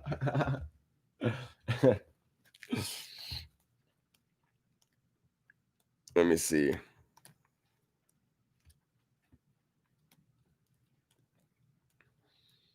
So I got one with. Oh yeah, there we go. I don't know if you guys know who Lance Burton is, but who's that kid right there? Who's that kid? You guys see a resemblance? Who's that kid right there? And that's Lance Burton.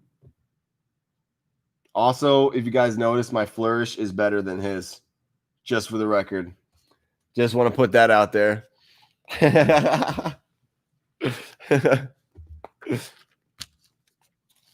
That's funny. I know June. I was talking to June about that. Who that boy? Who that is? Who that boy? Who that is? Magic hands. Heck yeah, yo. Hey, yo, what's up, dude? What's up, man? I didn't know you were in the stream. Yeah, I was everywhere here, bro. I don't know if you guys know who that is. If you ever seen that dude before, that's the great Tom Sini. Not only is the card autographed by him, I got a picture. Those were back in the day, dude. That was like 10 years ago. I was a little boy and I was. Oh, you're going to head off soon? Okay, Monica. Yeah, I know. It's like it's getting late over there by you. Okay, where was this Lance Burton one? There we go.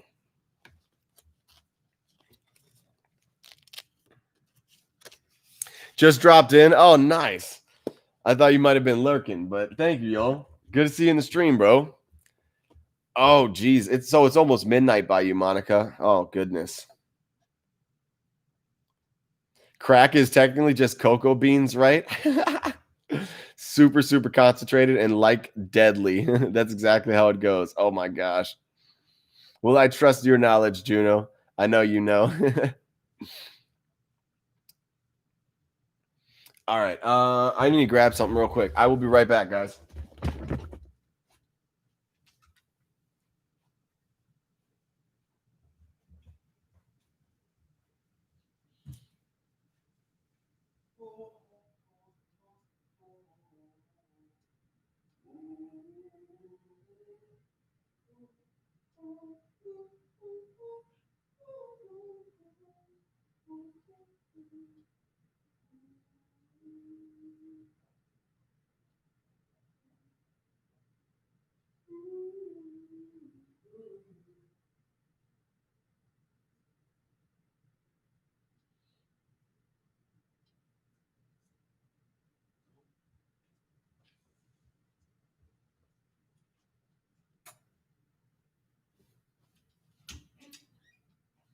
Skirt.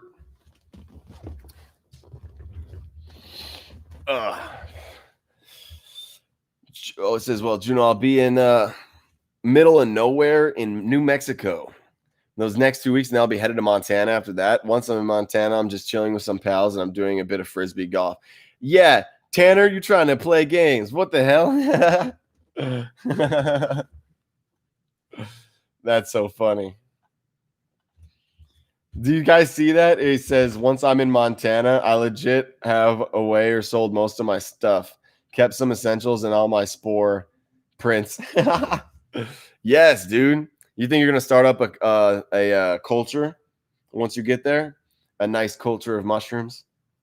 See, everybody finds middle of nowhere a little differently, but I'm insane. And to me, that means like public lands, BLM or NFS, more than 30 miles, day's journey from the nearest person. Wow. That's where I want to be, Juno. Don't go too far, bro. If I ever got to visit you, get a private drop off. We'll build a airstrip. No. Yeah, I moved to Wisconsin in 2017. We lived in Port Washington for 3 months. Then we lived in Madison for a year and a half. And now we're okay. So you've just been in Green Bay for a little bit. Okay. Bro, the Vikings, man. The Vikings were on top of Green Bay this week. I was like, what's going on? I'm going to buy some land in the middle of nowhere one day and build a house all by myself from the materials of the land. Yes. That's the way, Juno. Yes, Adam. Heck yeah. Dig you a house. Yeah, I'm gonna dig myself a house. That sounds right. Man, I just want to start from scratch. Like, I literally wish I could just click a button and I could just have a couple sticks in front of me and just be in the middle of nowhere and just like build a house, learn how to live, like literally Don't Starve Together, but real life version. Who is there? You want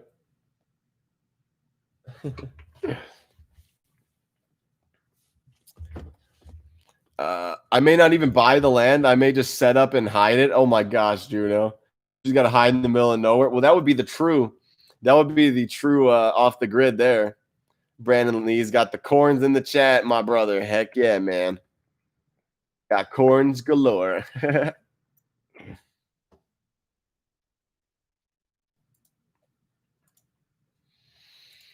Oh man.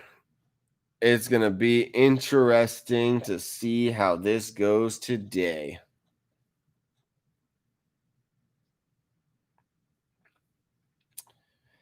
Definitely. So who saw Little Pump? Who saw Little Pump on the stage with Donald Trump? Did you guys see that shit? I thought that was freaking hilarious. I don't even know. If y'all didn't see that, I told Juno about it, but I don't know if y'all see that.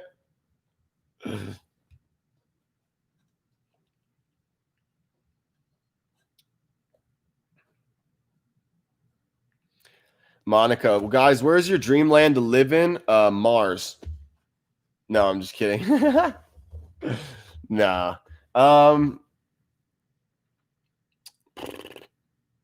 I don't know. Slovakia looks cool. New Zealand sounds cool. Australia sounds cool. Hawaii sounds cool. I want to kind of be like on an island. I don't know. Being on an island would be pretty lit. Or just owning my own island. Like, that would be really sweet. That would be sick. Northern Chile or British Columbia? Oh, I'd say British Columbia. I would go with that, Juno, for sure. I need to look up what Northern Chile looks like. Ooh. That looks good to me.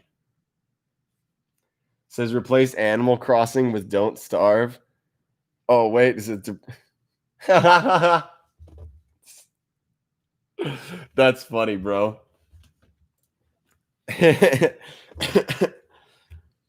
Like that guy who digs the underground pools. Oh, I know, dude. Those are insane, yo. Those guys, yeah. I would love to do that too. That's what my parody video was about. You guys know I got that parody video, right? Let me see.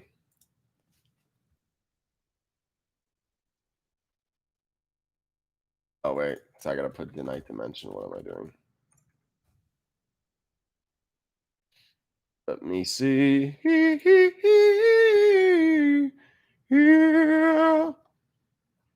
What was it? Oh, yeah, parody.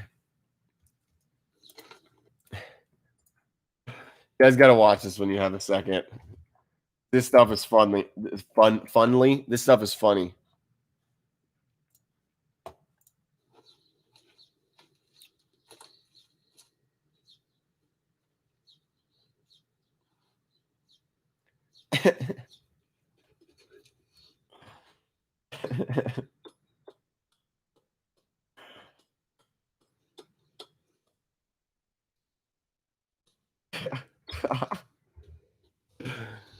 Oh, that's funny.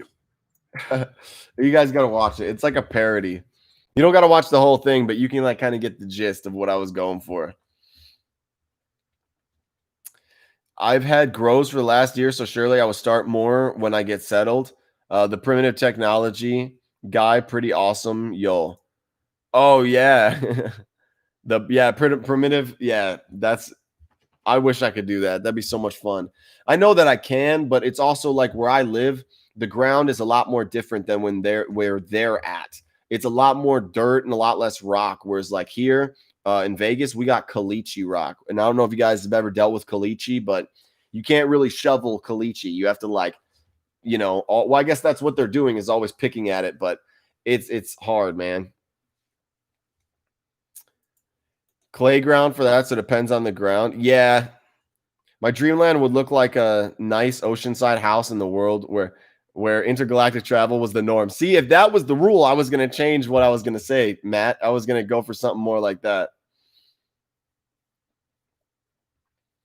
I just want to forget all this. I want to escape a simple life where my worries are simple and my own. Yeah, Juno, me too, man. I really wish I could just snap my fingers and that could be the case, but it is what it is, dude. Just got to play the game, I guess, and try to make the best of it. The Magic Mushroom vote in Oregon? Man, I wonder, like, Magic Mushroom United States. Like, just all the places around what's going on.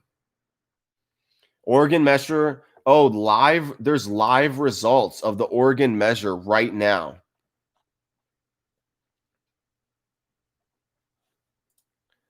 It's going down right now.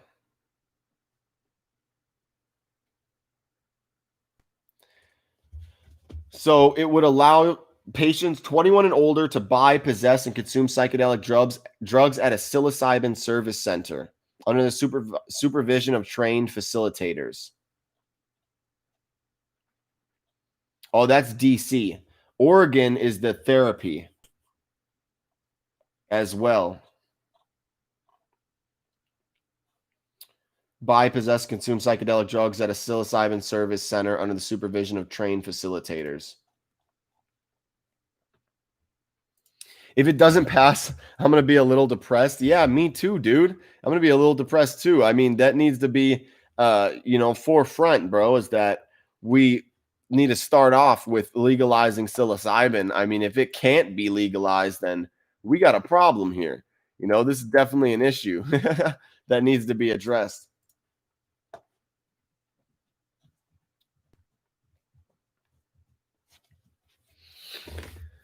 So Slovakia, all right, noted. I already told you I want to go there eventually, Monica. A sky island or a self-made island that you can move, that would be lit, yo. That would be lit. Maybe that's what they were thinking about when they made Earth, was a big sky planet that we can move, except it got a little out of hand.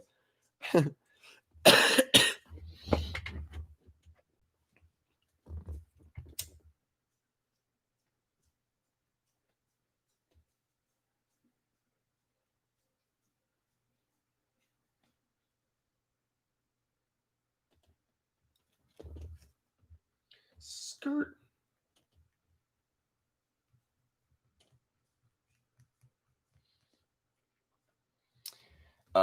It's all been funny to me. A sky island. Oh yeah. I've lived in Hawaii for most 4 years besides my deployment. It's not for me. Oh, dang, Tanner. So you actually have experience living in Hawaii. What's not for you? Just the culture or like an island? Because I think, yeah, Juno said islands scare me, to be honest. Really? Well, I guess I understand. I guess the only thing is that some islands with mountain ranges is where, up where like Terrence McKenna lived, the botanist, what did he set up? Shit. I'm gonna look it up. Terrence McKenna botany. Oh, Botanical Garden in Hawaii is what it's called.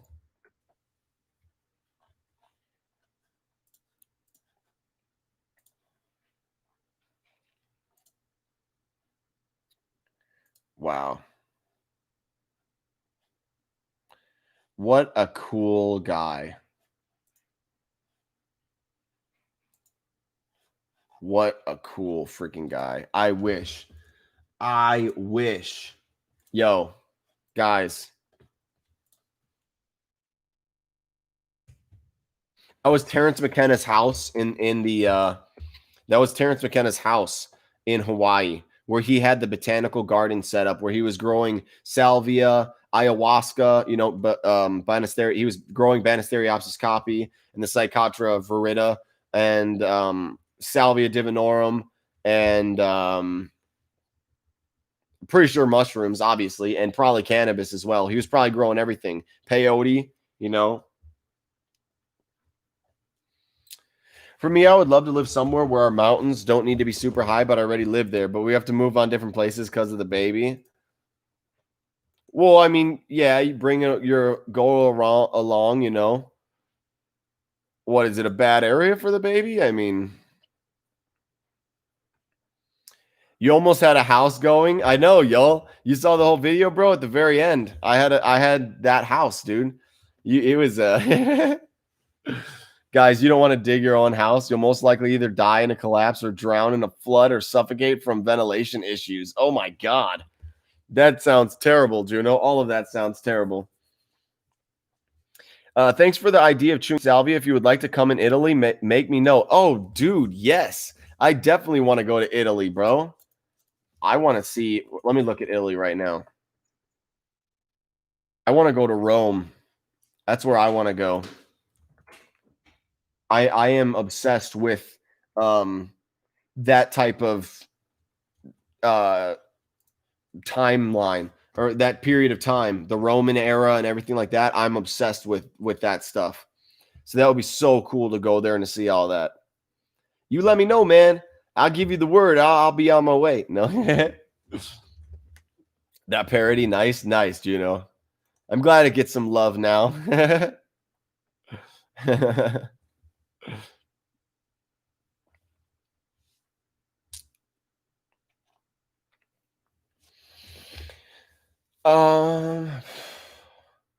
If it doesn't pass, oh yeah, I'm gonna be depressed too, Juno. I know. If Oregon passes, expect recreational legalization within 5 years. That's what I've heard from credible people. I don't know why it would take that long though, bro, because there's already been, a couple places that have legalized plant entheogens.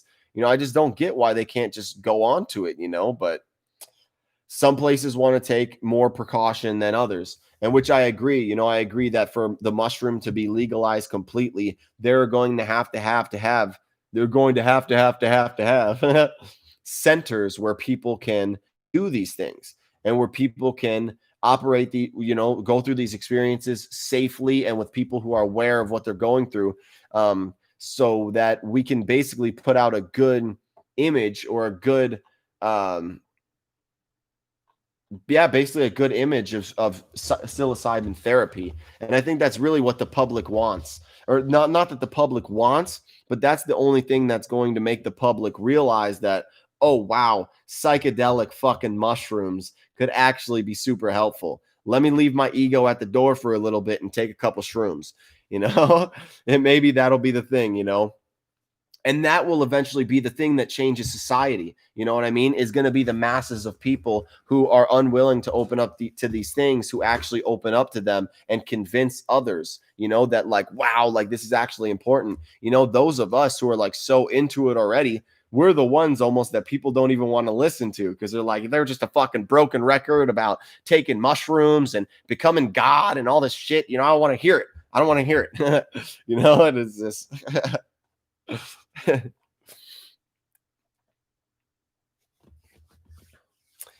We need a Canada type law that just lets the entheogens go. No, I know exactly, yo. What is it right now though? Canada mushroom legalization.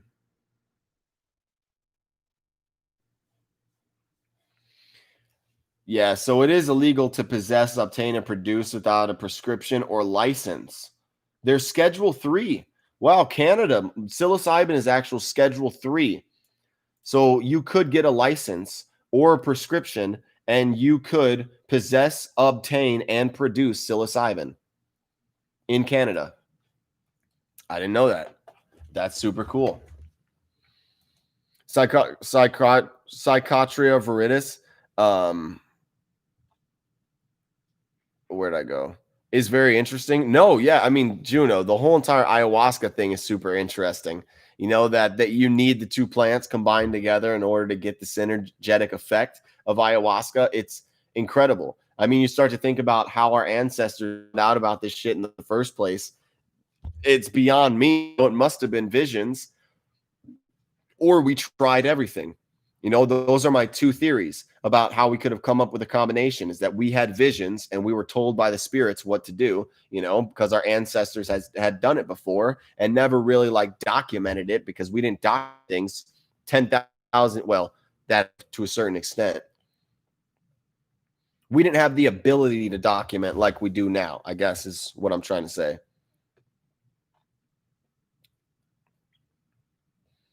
But yeah, the whole thing, Juno, it is. It's super interesting.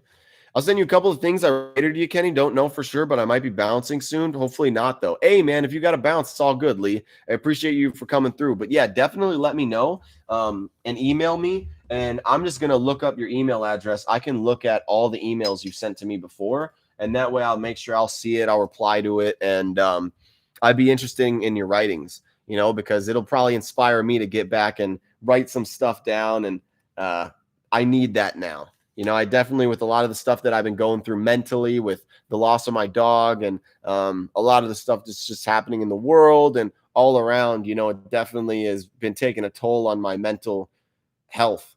And so looking at some writing, maybe writing some stories, getting some stuff out, that'd definitely be good for me. So definitely send me some stuff, Lee, for sure, man.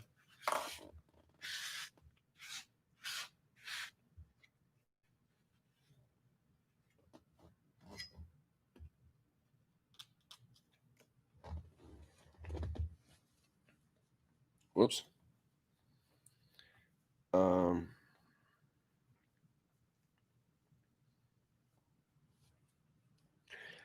I mean, where we live now is not ideal place. The village would be, but the home not. But it's sad we will have to leave. I love it here. Yeah, that's unfortunate, Monica. But change is good, you know. Change is good, especially when you're bringing new life into, you know, into the world. Change is definitely a good thing, you know, to get your kid to see parts of places and maybe parts that you haven't seen in a long time. Backpacking Europe can be educational, bro. I feel like that is literally that's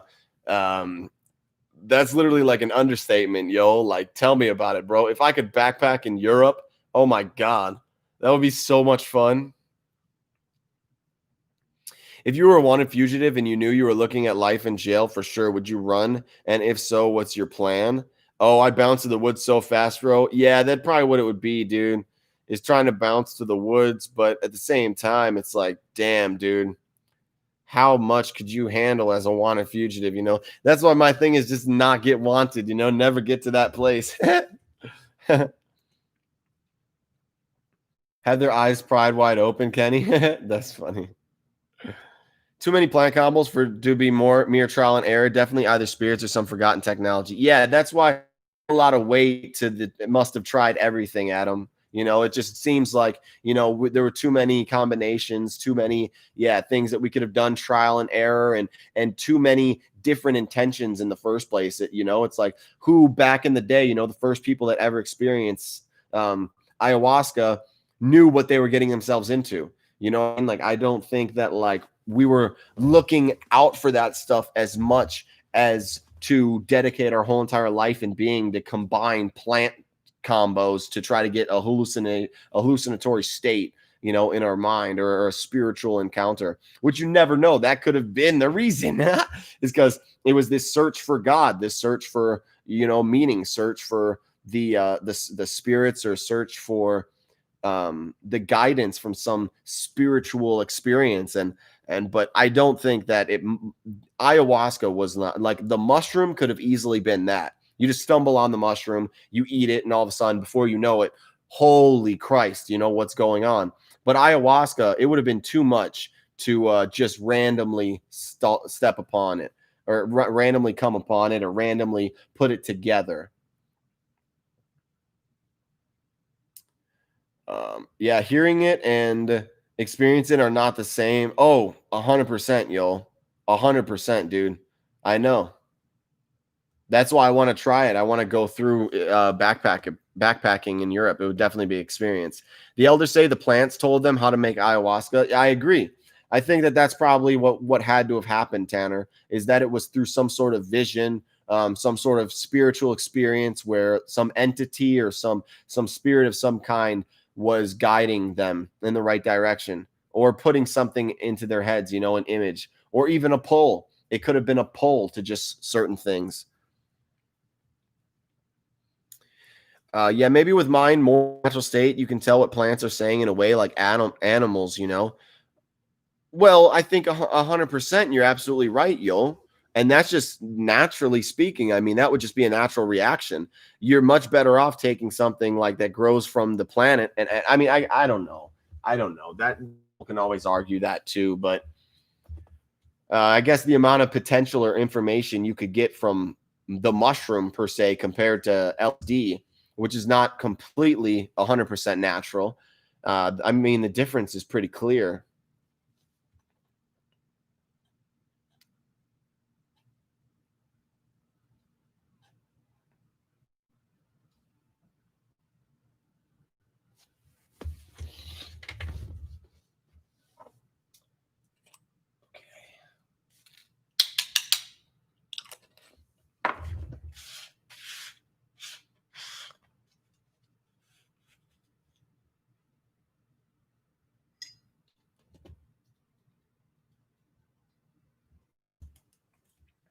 And then just for the record thing, guys, I did remember this just because I'm thinking about it, because somebody asked me about Salvia stellar or brought it up.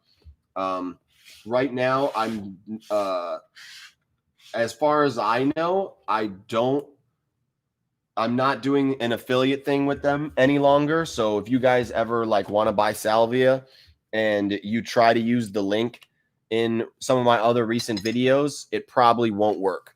So that was just something that popped into my head. So I'm not doing the affiliate thing with Salvia Seller anymore right now, as far as I know. So that's just somebody asked me about Salvia, where to get it earlier, and it just popped in my head to let you guys know that. I'm gonna hit this. Yeah. Mm-hmm.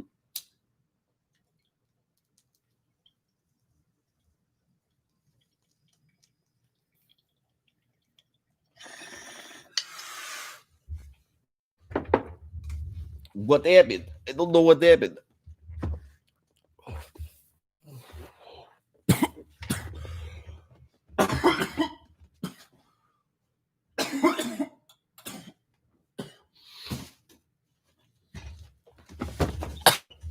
Flying Einstein. I can put him back now.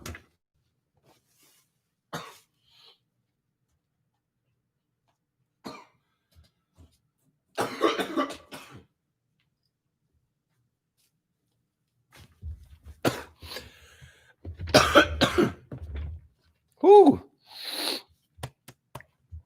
Whoo. Baby lungs? Yeah, right. Yeah, right, Spicy. I always cough. Adam, back me up. Tell Spicy so she knows. I take rips.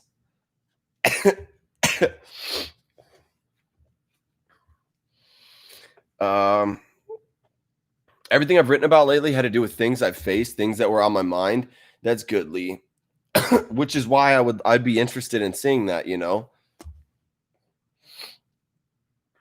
A totally could have an accidental discovery. Both things have effects on their own and have thousands of years of use. And it was bound to happen that some brews overlapped once. And then the unsuspecting victim would have been like, dude, what the fuck? How did this happen? And then boom, everybody's trying it. If you see those plants, they look kind of crazy and intense. I mean, dark purple, wet bark. I'd try that shit out in the jungle. Yeah, you are right. I mean, Banisteriopsis, you know, the way it grows, it's definitely, you know, the vine and everything is very interesting. It definitely, you know, is hard to miss. And then Psychotria viridis. Wait, Psychotria.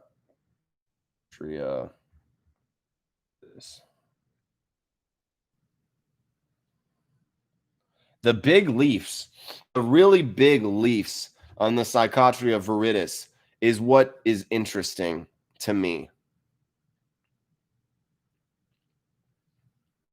Because they're really big.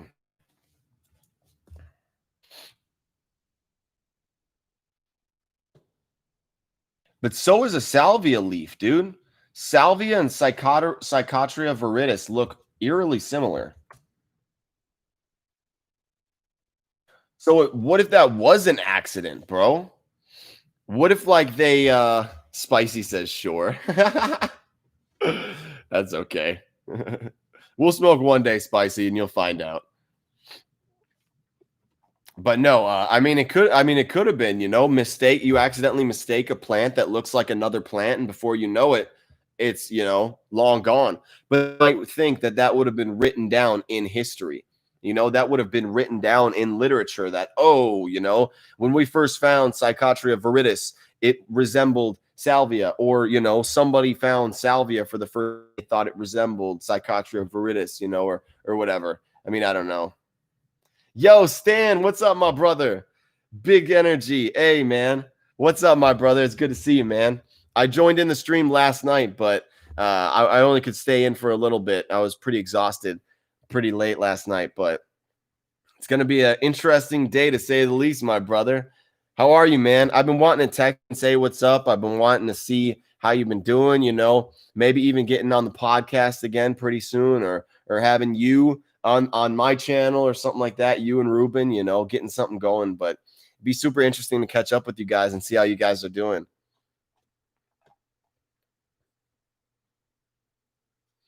Amanda cough, bro. Bro, she coughs like crazy. That's so funny, dude.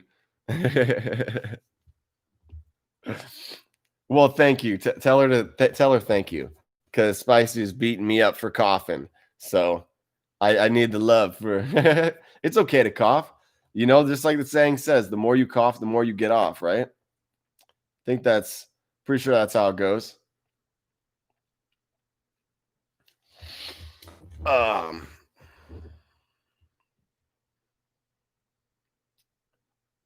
God, Monica guiding. I'm black metal, bitch. What's up? Yo. What's up? Welcome to the stream. How are you?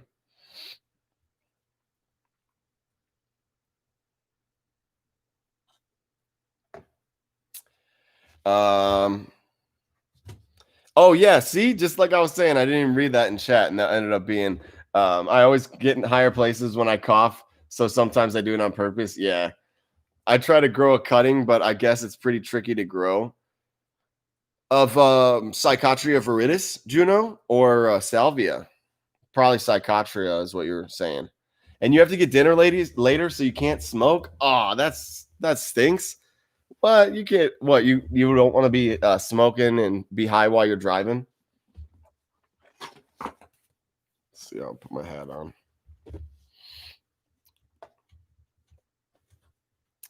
I do a cough before to open lungs up. Yeah, just to get that extra smoke in. Hey,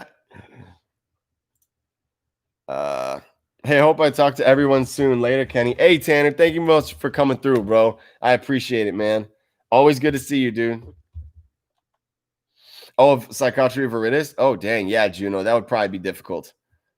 And Banisteriopsis would probably be even harder. It would probably be even more difficult, I think. But I don't know, because it's a vine or it's a root. It's a root. So I don't know. That might be easier to grow.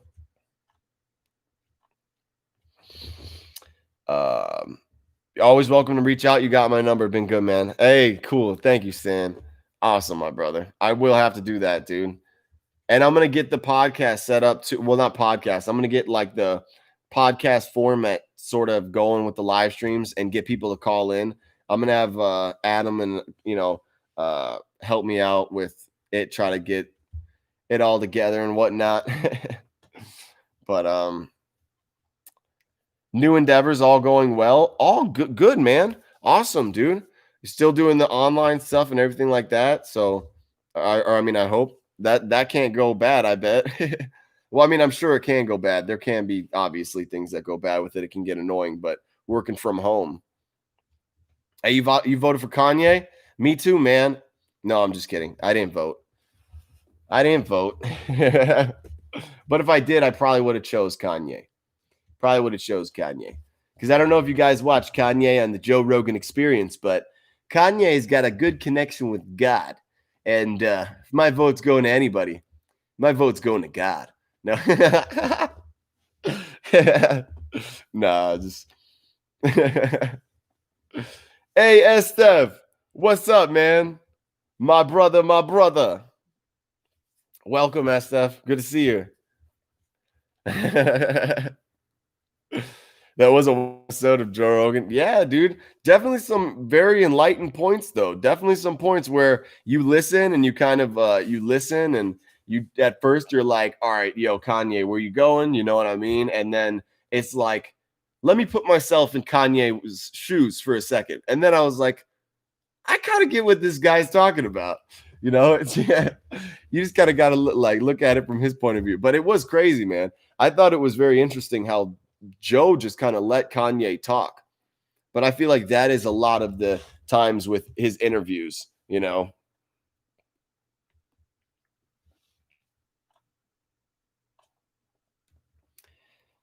He wants abortion to be illegal and religion should be required in school. Well, I mean, religion's kind of like almost required in school a little bit. I mean, they make you stand up for the Pledge of Allegiance. You know, I pledge you allegiance under God, one nation. You know, it's like under God. You know, that's like almost saying like Christianity and stuff like that. But I know, no, I agree. No, well, it shouldn't be. Some of the stuff he said is wise, but that, like I said, some of the stuff it goes pretty end. But it was definitely an interesting episode, and coming at it from a music, you know, in coming from like music terms and everything like that, I can look up to the man in a musical way, you know, without having to really judge him too much on his beliefs, you know, because that is kind of the way too with like some things like people can be really good and really talented and really understand like music and flow or dance and anything like that, and you might like discount it just because of what they think. And like I agree. No, yeah, you're right. He got good ideas and also some really bad ones, like most of us. Yeah, and just like every other candidate, you know, I'm sure every other candidate on the ballot has got good ideas, but also really bad ones. You know, it's just a human trait. It's a human characteristic that we've got good ideas and some good bad ones. And I mean, some of us might have more good than bad, but still, I mean, we're only human in the end. Um, Okay, wait, let me go back real quick. Oh, let me say it wasn't for divine intervention. I just don't believe it was. And I think there's just many arguments you can make for an accidental discovery. So we'll probably never know. Yeah, probably never know till after dying, which is going to be an interesting thing that I'm, you know, I'm looking forward to the transcendence of this body because hopefully I'll be able to become aware of a lot of the stuff that was happening here on Earth. Be like, God, man, why was that stuff so crazy?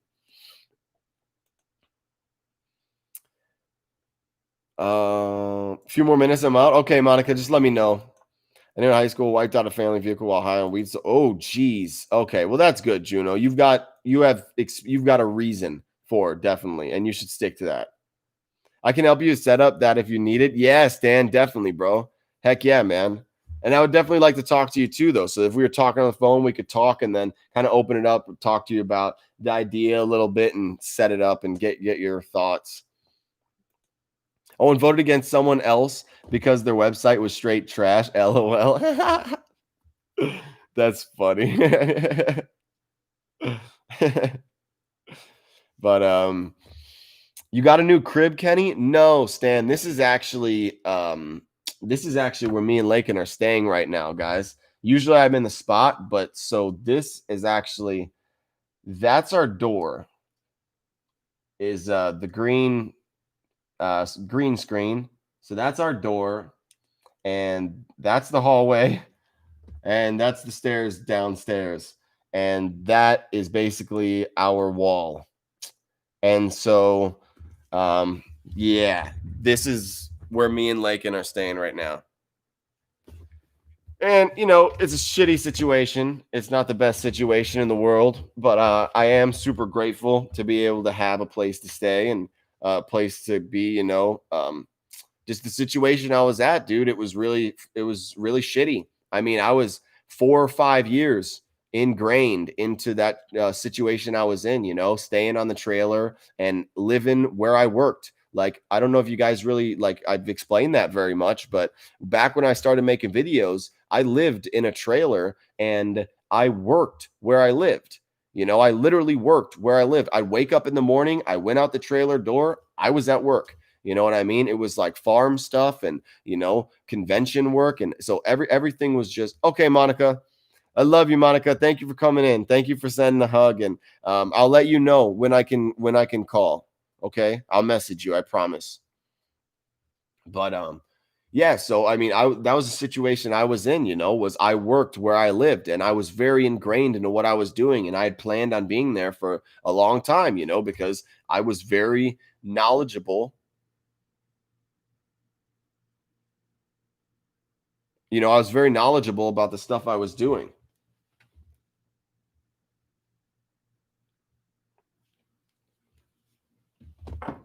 But once COVID happened and everything like that happened, it basically, everything was out of the picture. My job, my living situation, the people that I had built up a relationship for like the past 3 or 4 years or 5 years, so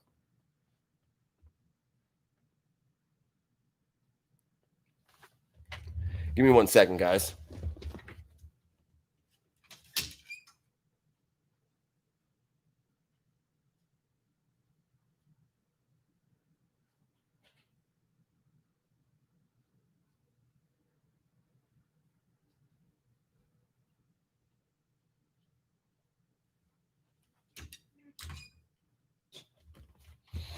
But but no, so no, Stan, this is not this is not my new crib. That would be very nice. And one day, it's one of those things too where it has humbled me very much my entire life. You know, growing up not really with a nice house and anything like that, struggling and getting to a point where I've made decisions that were detrimental to my living situation and, forced me into a place where I had to be in the trailer, and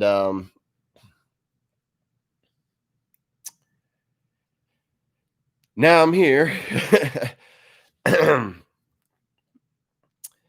But it is what it is.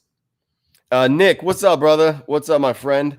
What are your thoughts on chakras? I think that chakras are an idea based off of things that can be very relatable and very convincing in the human body, throat chakra and, other stuff like that, your crown chakra and stuff like that. Like, I believe that it can be useful, but I wouldn't treat it as 100% all be all. I think that there are other methods and like, it's not required, for you to think about chakras in the way that, like, oh, I can never be spiritually 100% until my chakras aligned. That's a limiting factor, I think, for you, unless you see it as a non-limiting factor, because you can really get down to where the problem is. Oh, my throat chakra is out of balance, so this is what I got to do. Hey, if that works for you, that's great. You know what I mean? And it works for a lot of people, and a lot of people look at it that way. But I mean, like I've said with you guys before, like if I look up chakras on the internet, okay, always got to go to Wikipedia. No, I'm just kidding. But beliefs differ between the Indian religions, with many Buddhist texts consistently mentioning 5 chakras, while Hindu sources offer 6 or even 7. So, I mean, I don't know. You know what I mean? There's no definite thing to chakras. There's no real proof that that it's 100% the way. But if it works for you and it helps you with meditation and all the stuff like that, then that's perfectly cool.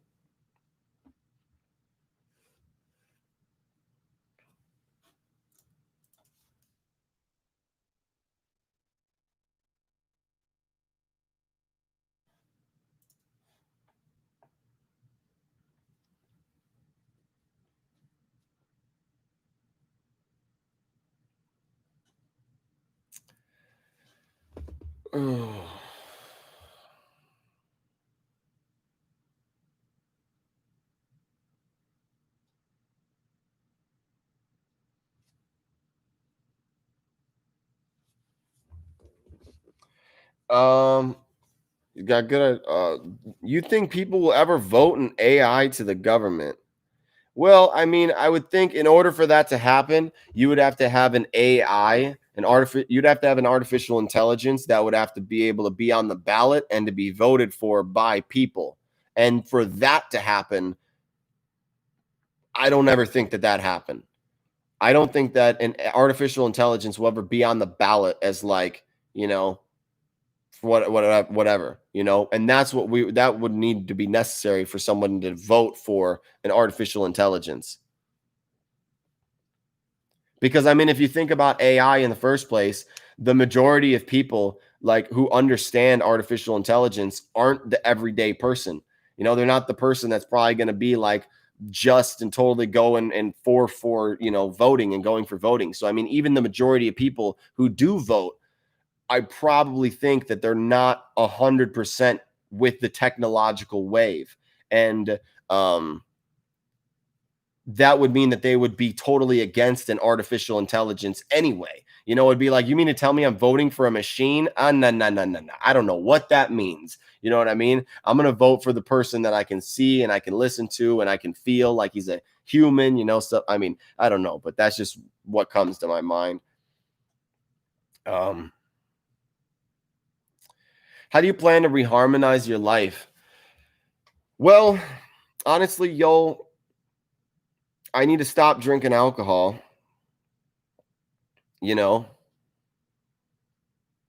That's one thing that I need to do. Yeah, I need to start streaming more and start focusing on the YouTube. I need to start making music.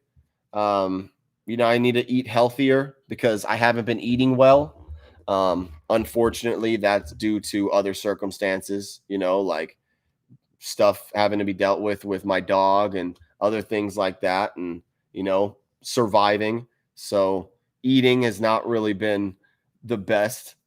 So I need to eat, I need to work on my diet. I need to exercise, all things that all of us should want to do. You know what I mean? To focus on our passions, to focus on things that are important to us, spend time with people that I care about, because my life's out of harmony a little bit without my dog, Yeah, the SS guy. Heck yeah, dude. Go ahead and ask, man.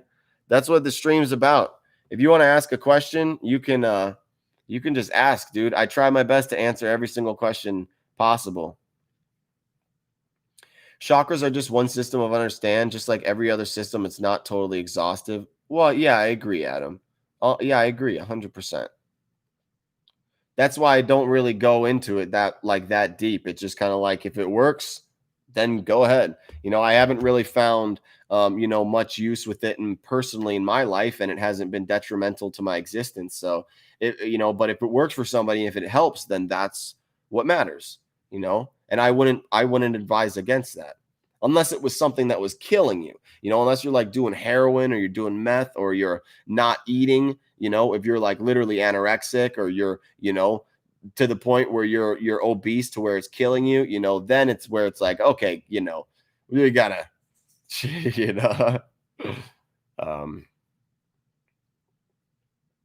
use it as a tool. Don't get caught up in the traps of belief. Yeah, if it's just like, if it's useful, humans build mental models of reality in an effort to understand what we observe. Often they have little to do with reality, but are close enough to the truth that still sort of kind of works as a model. Yeah, you're right, man. And I think that's one of the ways when some people have fears or they're scared of things, they'll think about it in their head a million different ways. You end up doing it. It's not even how you even thought it was going to go. Do you have any tips on overcoming fear of tripping again? I think you'd have to address the fear. I think whatever bad trip that you went through or whatever you're scared of happening, that's the thing that you need to face, because if you have a fear of tripping again, I would assume you had a negative experience with psychedelics, with whatever psychedelic it was. I'd assume that you had a negative experience if you're fearing doing it again, unless it was just so eye-opening and so just like crazy eye-opening that you're just not ready for that type of stuff right now in your life. That could be it too, to where the experience is just so life-changing and so eye-opening that you'd much rather just chill out at night and read a book, It's like, I don't know if I want to really go into that again, you know. But yeah, man, the tips would be to address the fear.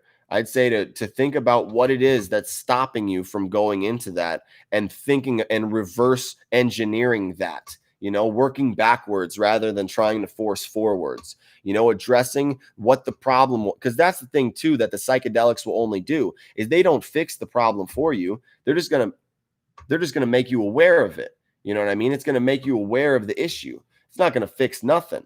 You're going to have to like wake up and go out of it and everything like that, but yeah, if there's a fear of it, I would address the fear. I'd kind of re-engineer it and work backwards, because that's the thing, is that you can't make any real big change in the midst of the experience itself. It has to be integrated into your life, which would be happening when you weren't tripping anyway.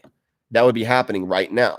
The real integration process is every other moment when we're not on the mushroom, when we're not on a psychedelic. That's when the integration should be put together.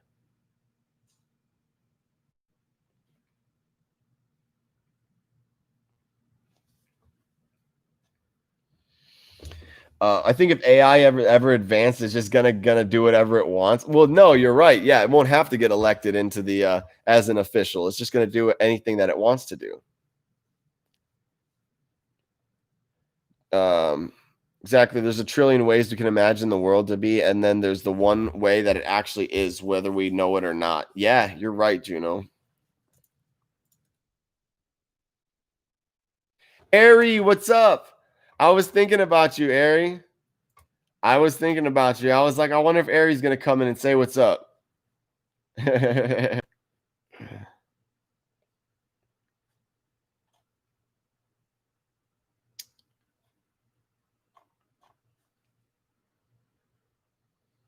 Oh, cool. Okay, Brandon, I got your emails. Oh, that was that's when the good stuff comes out, man. Oh, you just got home from work, Ari? Awesome. That's so good. I'm glad that you're off work now and you can just chill. That's dope.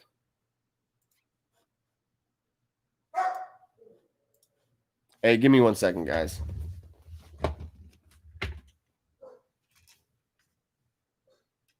Buffalo.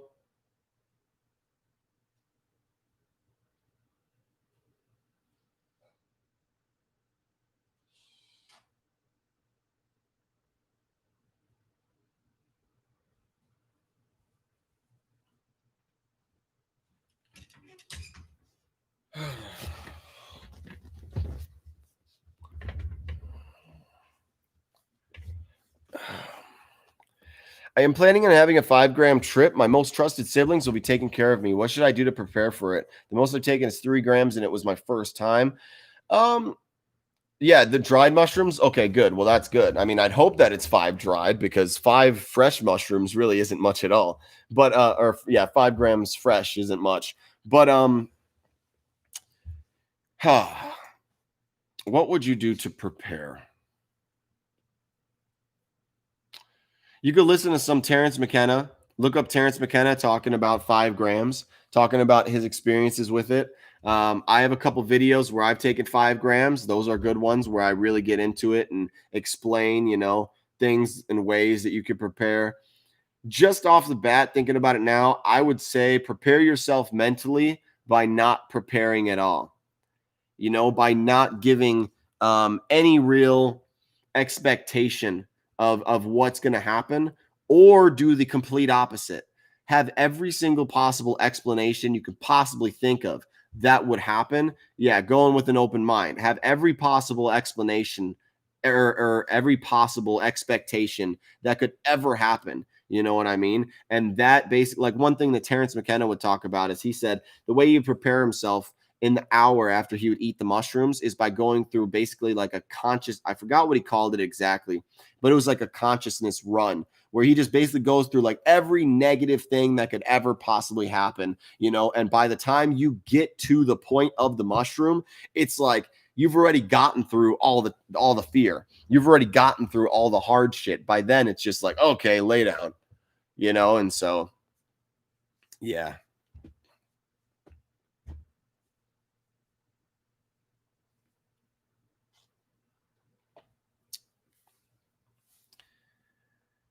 Bad trips are usually just being confronted with a truth you want to ignore and you don't like it. Yeah, you're right, Juno. You're absolutely right. I believe there's no such thing as a bad trip. If you had a bad trip, then there was something that you were going through that you had to change, and you've been putting it in the shadow. I miss you too, though, Ari. Oh, that was shit. Your first poem? My God. That's funny, bro. Yeah, no problem, bro. Of course, man. And are you new to the stream or have you come through the stream? I think I've seen you before. I'm pretty sure. I would love to, and I'm sure everybody in the chat whenever I stream would love to hear about your experience, man, and what you go through. Because 5 grams is definitely the beginning for sure of the real pedal to the metal. Gorda Tech on YouTube, his most recent videos. I'll have to check that out.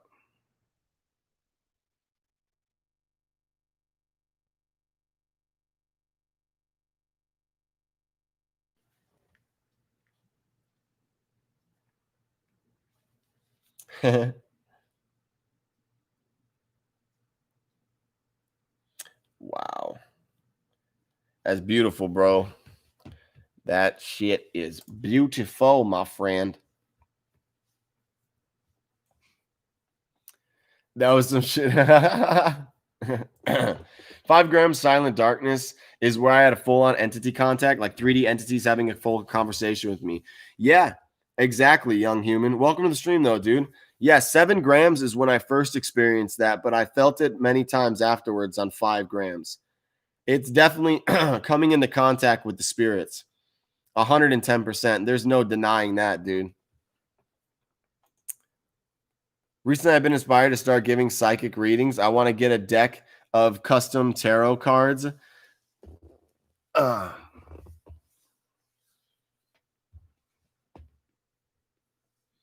can you go in with an open mind and have intentions at the same time? Yeah, that's kind of true. I mean, unless your intention is to just have an open mind.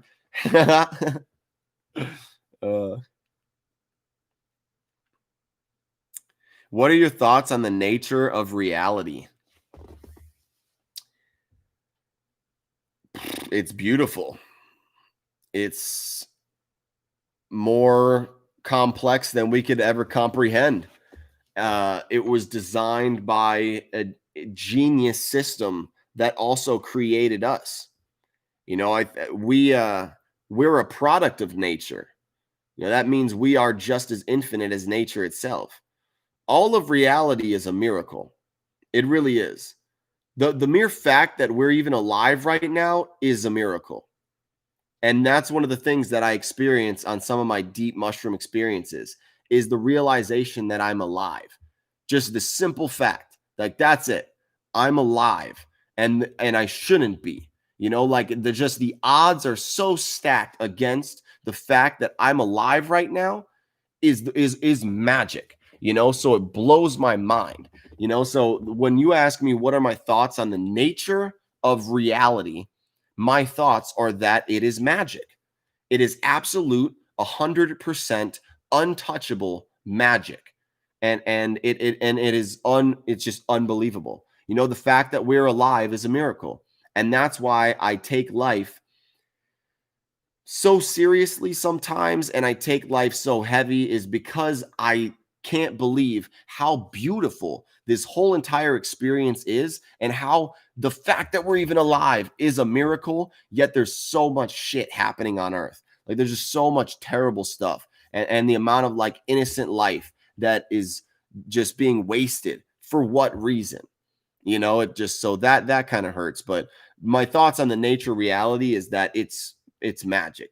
The fact that any of us are alive, the fact that any of us can even have this conversation right now goes against all the odds. And I think it's the most beautiful fucking thing.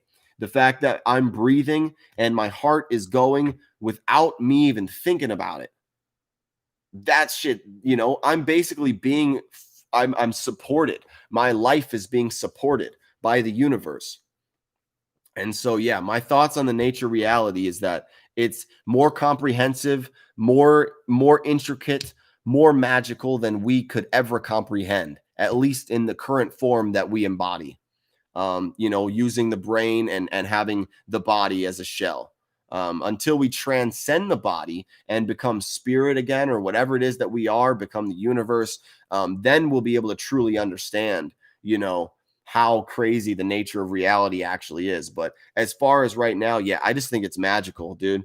I think the fact that we're alive is the craziest shit ever. And I just wish I could put it into words more. And I wish I could just put it out in the world more and people could see it, because I've seen it sometimes and it brings you to tears.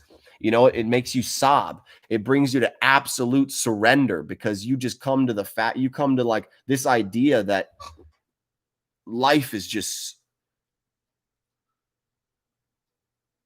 it just is, it's just life. It's just, I don't know, being alive is it's a fucking honor, and it's a blessing. And it's unfortunate. I really don't think we're gonna be able to realize that or understand the true efficacy of that and the weight of that until we transcend the body, which is literally like a paradox in of itself.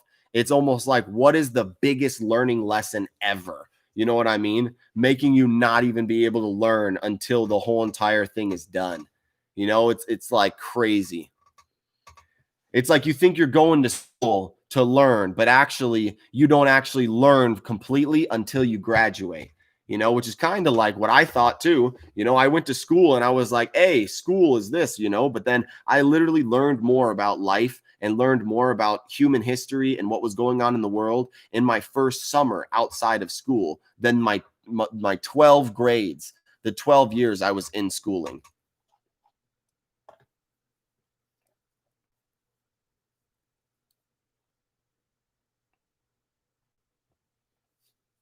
What up, D? You're back, man. But SS guy, thank you, man. Following for a while now. I think you're very brave. I appreciate that, dude. Thank you. You've seen my videos before? Yeah, I gotta start uploading more, dude.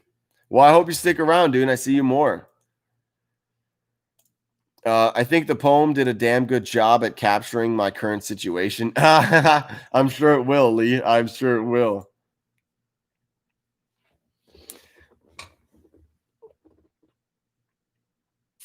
I think there's a subjective reality and a collective reality. Well, I mean, that just is undeniable, Ari.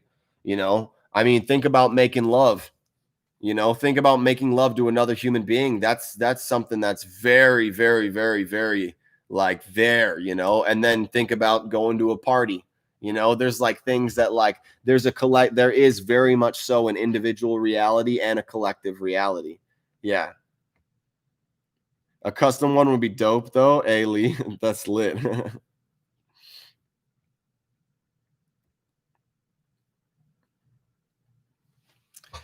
I want to do a spirit animal tarot card deck because I'm deeply energetically connected to animals. Well, that would be cool. That would be very close to home, I imagine, very close to heart. I've come to think the mind can't exist without the body, and when we die, we will basically feel like be something else completely.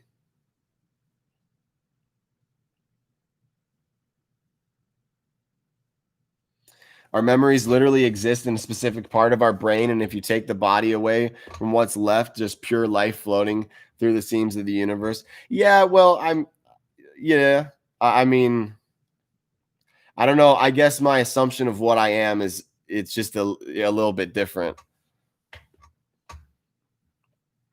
I think that part of what this is that we can take those things with this spirit, but I don't know. We'll never know, dude. We'll never know, man.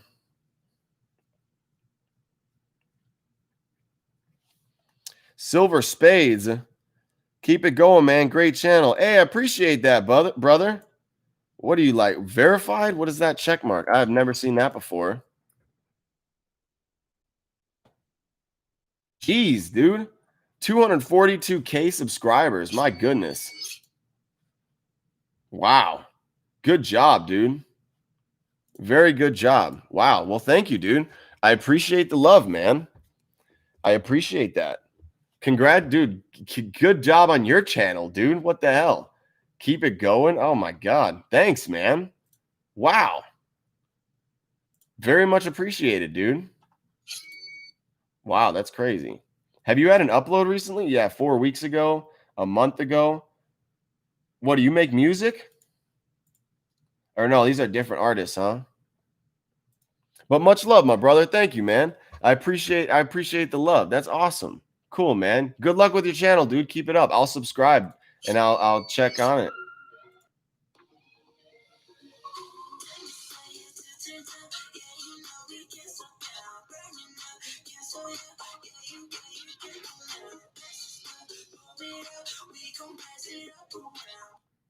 Dope stuff, dude. Dope stuff, man. Love the salvia stories. Yeah, dude. Well, I'm glad you did, man. Salvia is definitely a trip. Have you done salvia before? Or done anything like that? Let me see. Wow. Visual or architecture, music of the future. Nice, dude. Well, I'll follow you on Instagram too, dude. That's dope stuff, bro. I like the futuristic, the techno, the kind of techno vibe, the future vibe. That's lit, man.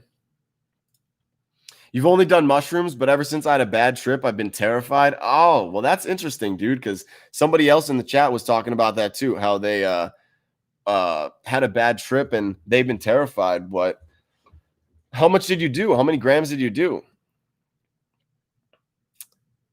I'm not my brain. Yeah, Tanner, that's one of the things that I was thinking though, Tanner, is that that's one of the things that meditation has been a tool for, and chewing salvia has been a tool for me, is knowing that there are thoughts that are happening because the brain is a computer. You know what I mean? The brain is a computer. It's got this knowledge, this information that we've accumulated over time. And that's why in the middle of the day, a song might pop into your head that you're like, how was I thinking about this? Well, your brain's a computer and it was just kind of going through files and it just like popped one out, for whatever reason.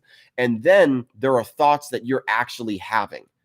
I do believe that we can consciously have thoughts, that we can consciously have thoughts. I'm very much convinced that. And also that's one of our powers, is our ability to control our thoughts, and one of those goes in with becoming aware of what thoughts are being thought and which ones you're actually thinking.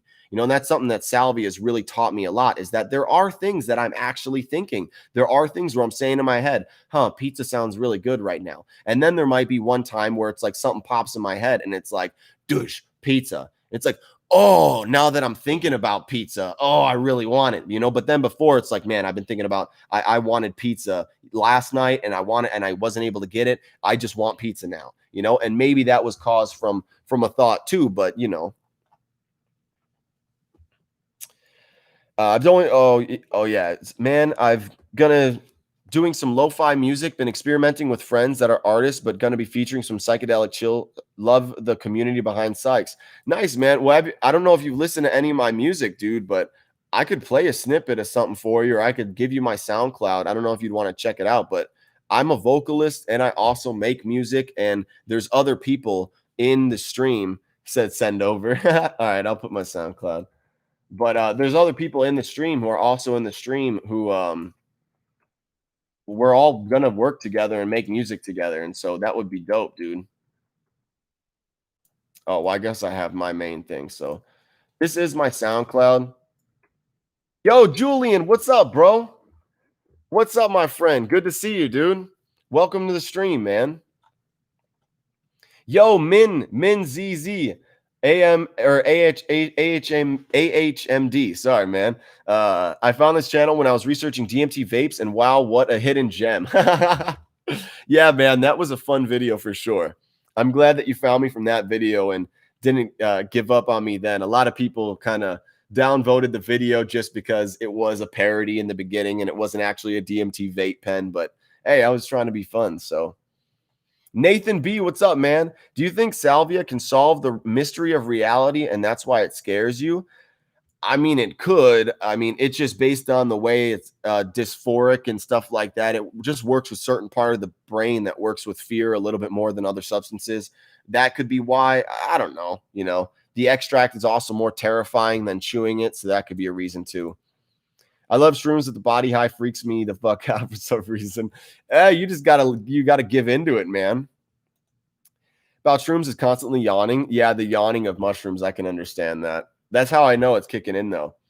I notice that my mind's like a robot, kind of always automatically operating in the background, and I am more of an observer, underlying awareness, spirit, or something. Yeah, yeah. But you also have the ability to control some of those thoughts or control what you give into, I believe. And we can train that ability more.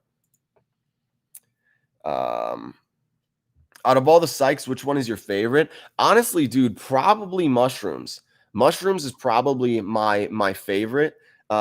Just because I've done it the most. You know, I've probably done mushrooms like 100 or 200 times, and that might be an understatement. That's just, you know, I don't want to hype myself up too much, but easily 100 or 200 times I've done mushrooms, and LSD was maybe only about 50. I've done salvia probably 50 or 75 times, but actually, I don't even know if I did LSD that many times. It was probably less than that, like 25 times, because even early on when I started off with acid, I knew that the mushroom could deliver you to a place that LSD just couldn't. And that was when I was like, all right, I got to focus on this, you know, and pay attention to the mushroom. But yes, but yo, Spades, the my SoundCloud, it doesn't really have music that's like really new. I got music that I got that's new. I mean, if you want to, I could find your email address or something. I could send you a couple tracks that I got that like aren't super finalized, but that are way better than what I got now, even though it's not mastered. But Drop Top and the Meek Mill Freestyle are two that I would, you know, recommend to anybody who, you know, if you just wanted to see my style or anything like that.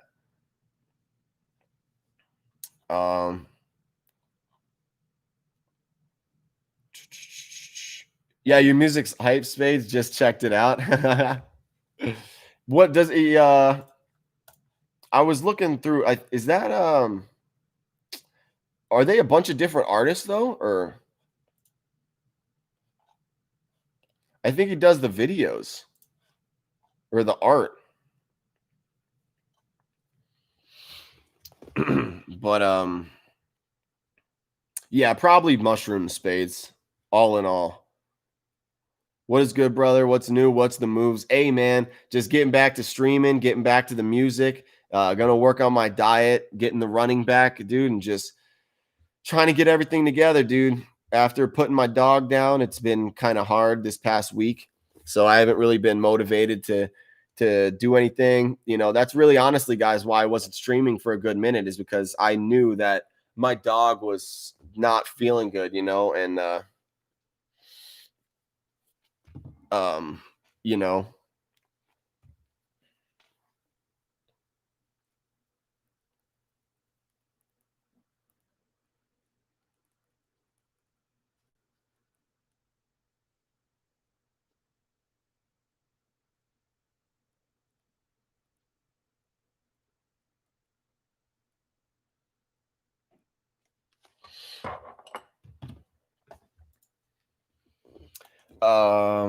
but yeah, man, just trying to get it, dude.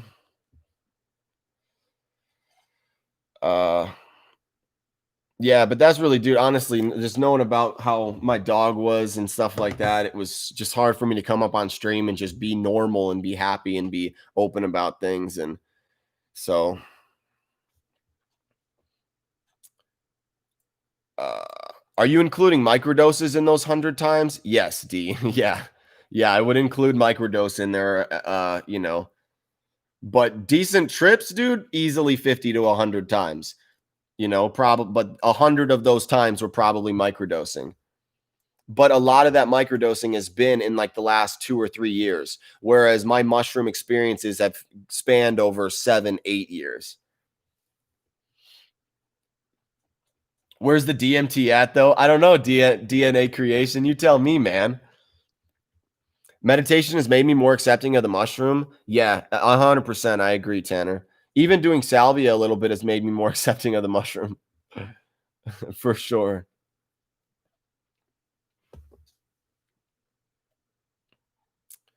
You mentioned that you believe that memories that we make will be taken along with the soul or your spirit. Could you expand on this and why you think of this?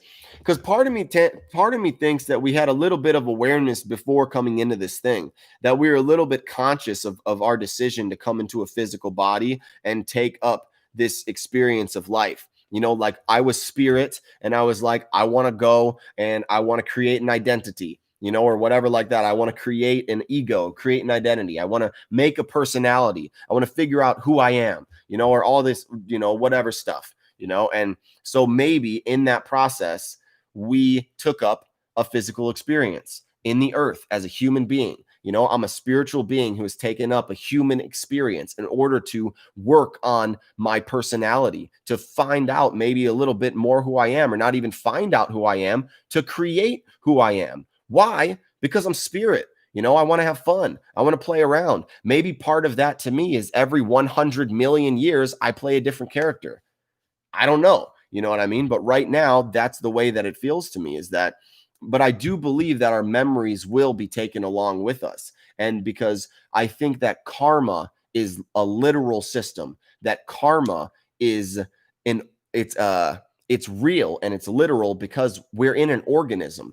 The universe is a feeling organism. It's a feeling machine, and we're all in it. You know what I mean? We can't get out of this thing unless we fucking end it, you know? But like, as far as we know, we're just on Earth, and Earth is in the middle of this big organism, you know? So be naive to think that, you know, the universe isn't watching. You know, it's got a lot of places where it can look. But I think that our memories, you know, we'll have to face karma. And the way that we'll face karma is through our memories, through reliving experiences that were traumatic, you know, where we were assholes, where we did wrong to others, but also the polar opposite, all the good that we did. Every time we made somebody feel good. Like right now, I can't really feel if I affect you guys in a positive way. But when I die, I might be able to look at this chat and know in the moment of every single moment of how every single one of you were reacting, you know, and that might be something that'll be important to me. It'll be something that in a grieving process, you know what I mean? Because think about the dying process too, guys. It's not just like when somebody dies, only the living is grieving. I think that the dead is also grieving a little bit too, because it's like you're leaving your family, you're leaving all your loved ones, you're leaving all these people. So yeah, like as me dying, being aware, and if I'm aware of the dying process in that moment, knowing I'm never coming back. You know what I mean? That's like, oh my God, my family, my girlfriend, my, you know, like my parents, like all the people that I love, all the stuff that I could have done. That's the stuff that I feel like is going to come back. And that's going to be built, you know, into a universal memory system because like Juno says, I do agree that we're going like memories are stored in the brain and the brain is just, it's going to become mush once we're dead, but the universe is watching. You know, and I feel like that stuff is ingrained in the universal data, and that's who at the judgment at the end of time we're going to be facing. And if you look at the universe as a super intelligent machine or a super intelligent organism, it's going to remember that stuff, whether we remember or not. The universe is going to remember, and so that's what I mean by we'll take our memories along with us.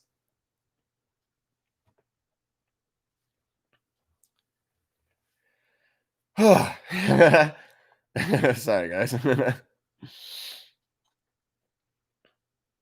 Yeah, my name is Azzy. I do all the videos. Oh, nice.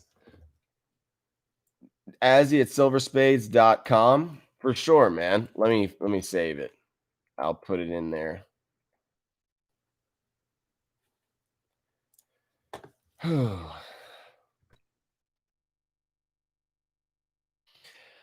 um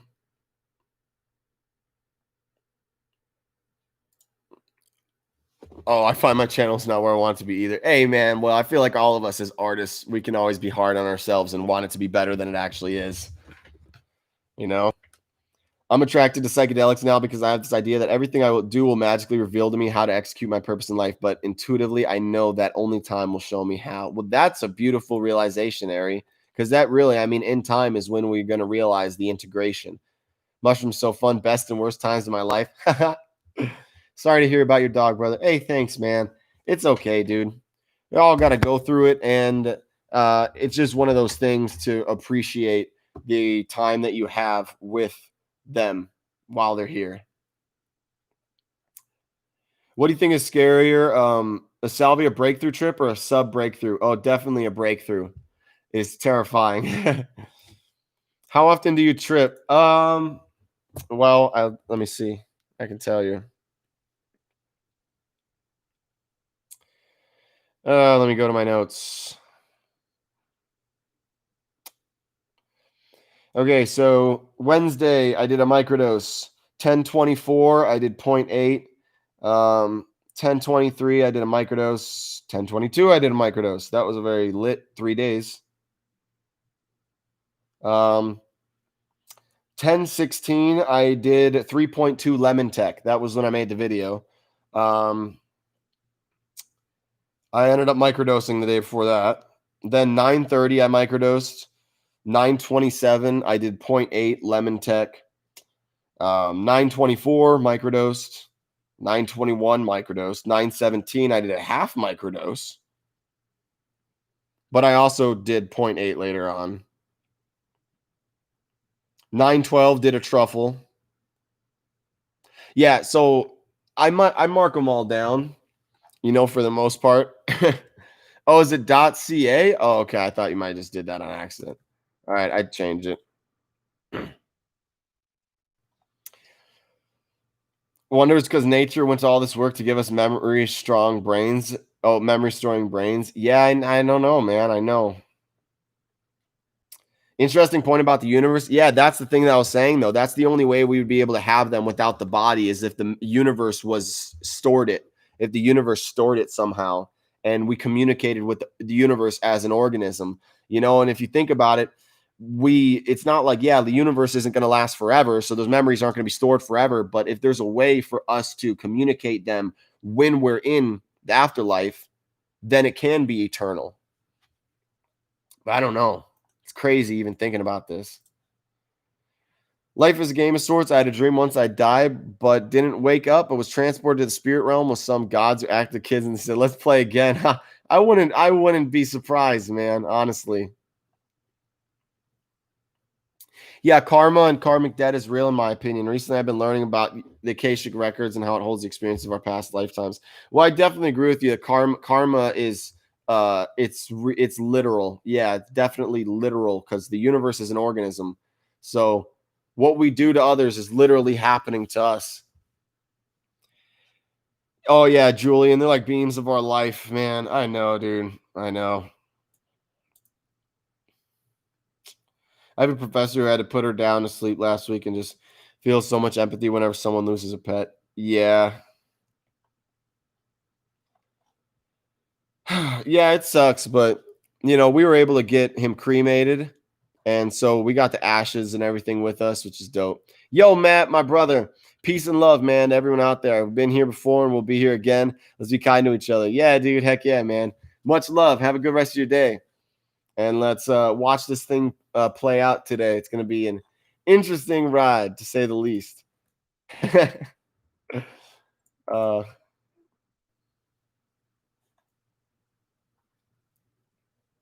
Oh wow, it's getting interesting.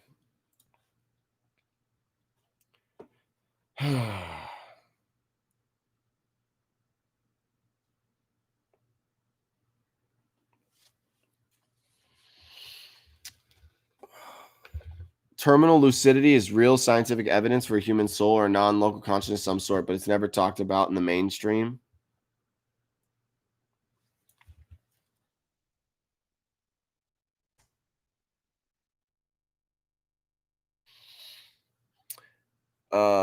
Maybe we're all just contributing to a universal memory, and when it's all gone, we will all be one merged life energy that uses the fabric of the universe as the canvas of our memory.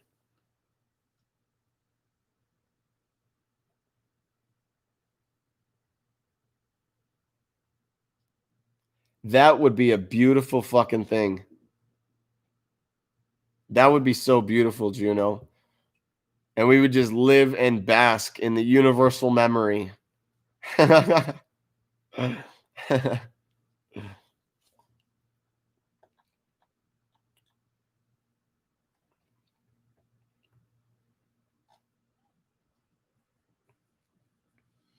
You think karma is more of an energy type of concept versus what, Ari?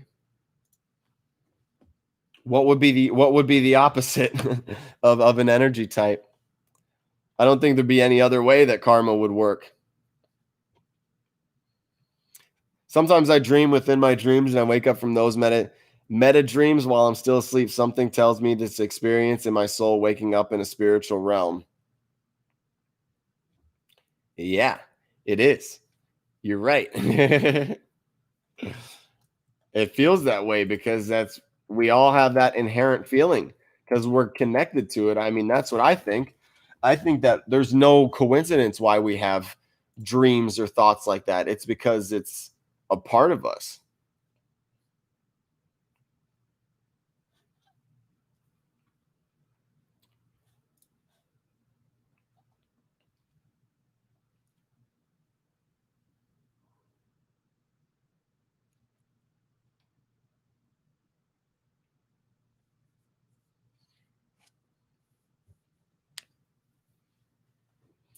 I want to believe in karma, but I don't think the universe makes any judgments as to right or wrong, since those are human conceptualizations of destructive/non-destructive. Yeah, true. I agree with you. That's one of the things that we talk about is good and bad seem to be human conceptualizations, unless spirit designed the universe in some sort of way, which I don't think really makes sense looking at all of the negative that's happening in the world. I don't know, dude. I don't see it being possible that somebody who does endless horror and endless hate and endless torture on people is going to go through a similar judgment experience as somebody who didn't do any of that. I don't know. And maybe that's why it's on us. Maybe it's not even the universe. The universe isn't making the judgment. We are judging ourselves at the end of the game, because what if we're God in the big picture? We're God and we're testing ourselves as beings that are less than God to see what we do, to see if we make mistakes, to see how we treat each other. And if we do that, then that's on us. We're just God testing ourselves. That'd be the only way I could see is that, yeah, the universe is like the karma's literal, because like karma on a physical plane, though, you know what I mean? Like karma, I think the karma that we face after death is a different karma than we face on the physical plane.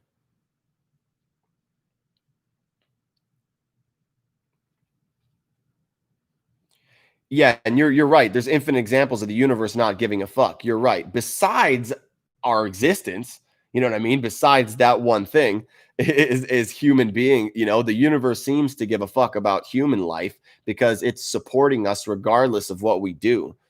People can be super unhealthy and destroy the body, but the universe will still support them left and right, you know? But I think that was a good point that at least in my perspective, is that physical karma, the way that the karma system works in the physical realm is different because you're being judged. We're facing an instinctual judgment of the universe based on this karma energy system. Whereas when we go and we transcend the body, the karma is it's by God. It's no longer by this energy transfer system, which is happening on Earth, which is very organic and very scientific and very physical. It's very do this and receive this and do this and receive that and do to others and receive. But at death, the judgment will be by God, which could be ourselves.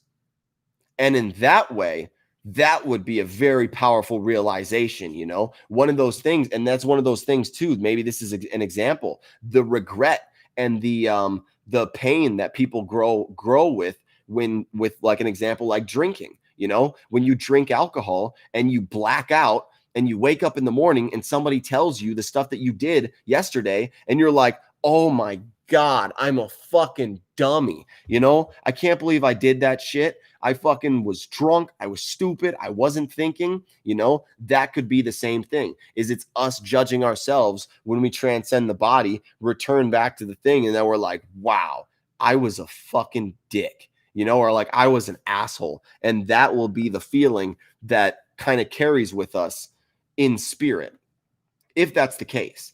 You know, but I don't know. I feel like there's got to be some sort of thing, you know, or else what other reason is there to do good in a world of fire? You know, what other reason would there to be to try to bring light to the darkness or bring peace into this world of chaos that we found ourselves in? You know, what point would there to be to do any of that if it all just ended and that was just it? You know, but that's just something I've always struggled with as an individual. I've always struggled with that because that's just the way that, like, you know, a lot of life seems to be, is that you try to do good for others and people tend to just shit on you. And it's really sucky. You know, it's sucky, but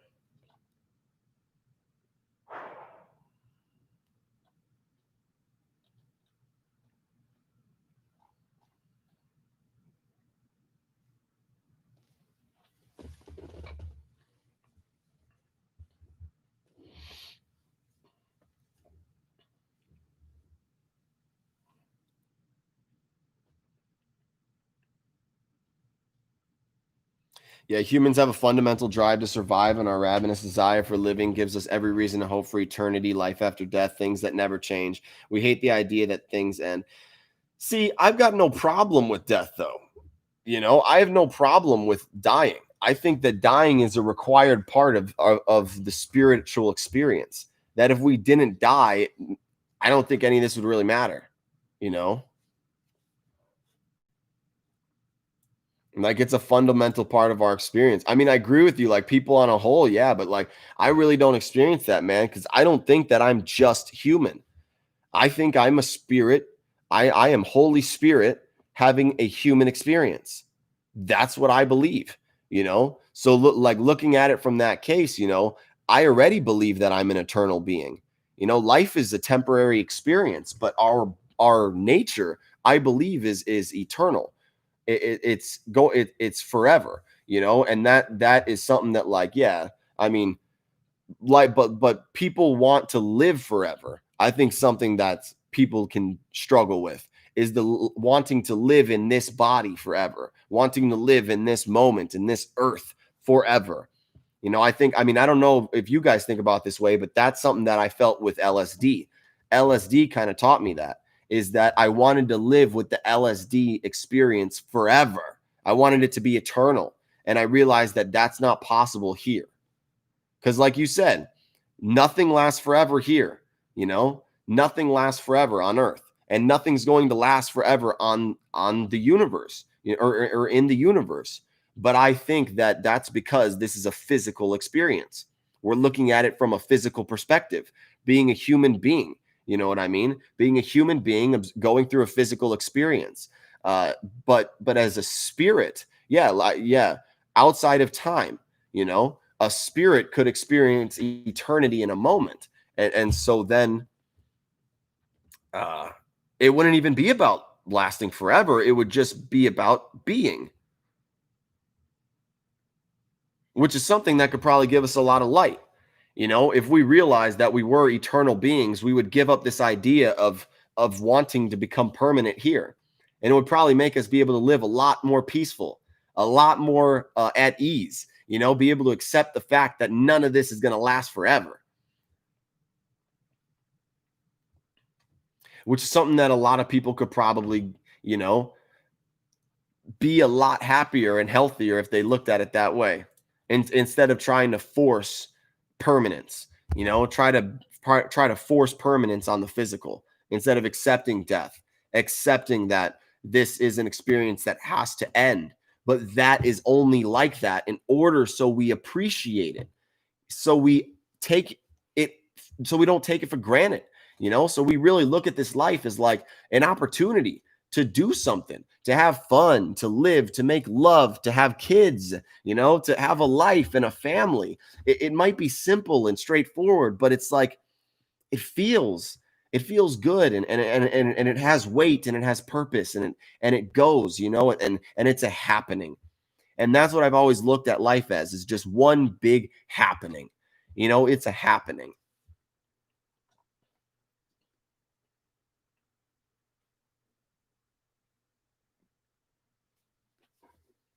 Was that did I lag for a little bit, guys? I don't know why I lagged, but okay, good. I don't know why that happened. Let me see.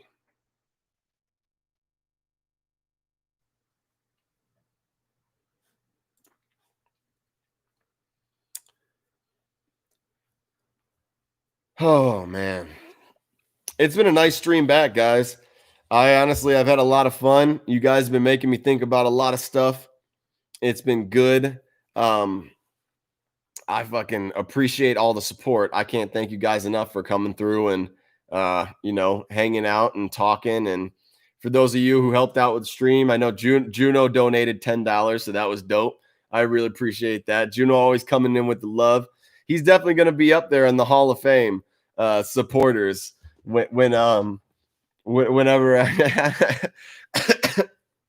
I get the list going, but he'll be up there for sure. But Jacob, you said you recently discovered the power of no fat, would highly recommend. Enormous energy and confidence gains to be had. So my question with that is, can you not like do it at all? Or is it just like masturbation that we're talking about?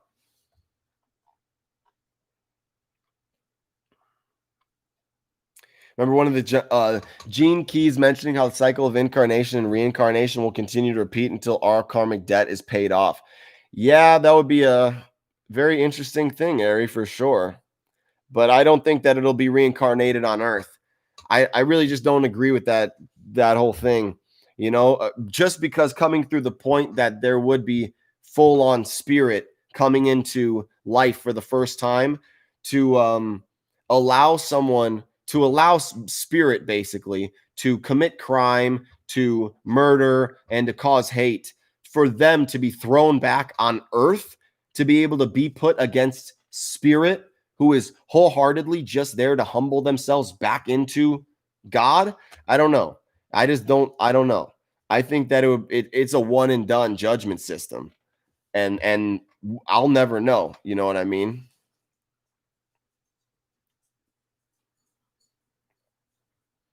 When you die, maybe it's level 2 or level 3. 998,373,738.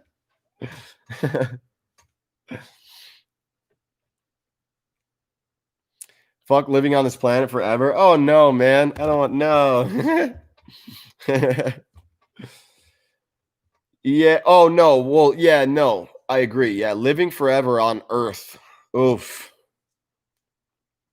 That would be interesting.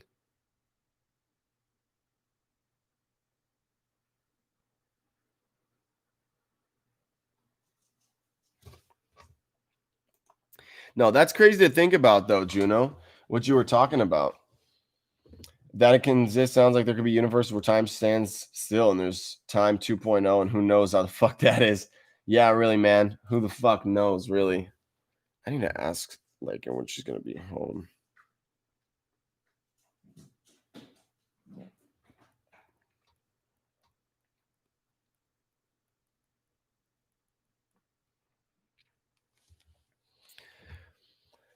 Oh, man.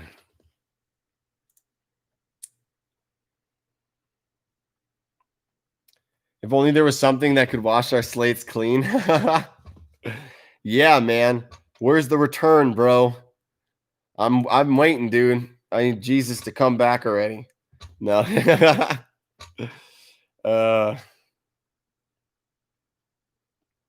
Love how our eternal consciousness finds like-minded people to congregate with and vibe with like a magnet. Appreciate you guys. Yeah, man, it really is. I know. I mean, it's just one of those things to be able to find that information that you think about with yourself and other people. And that's something that I've always done, you know. Just seeing it in other people, you know, and seeing it in myself.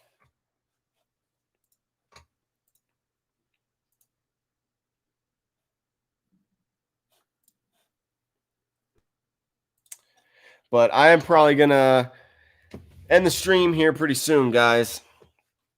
I've been going for 3 hours and 30 minutes almost, which is a decent time compared to some of my record live streams. But I know that a lot's going to be going on soon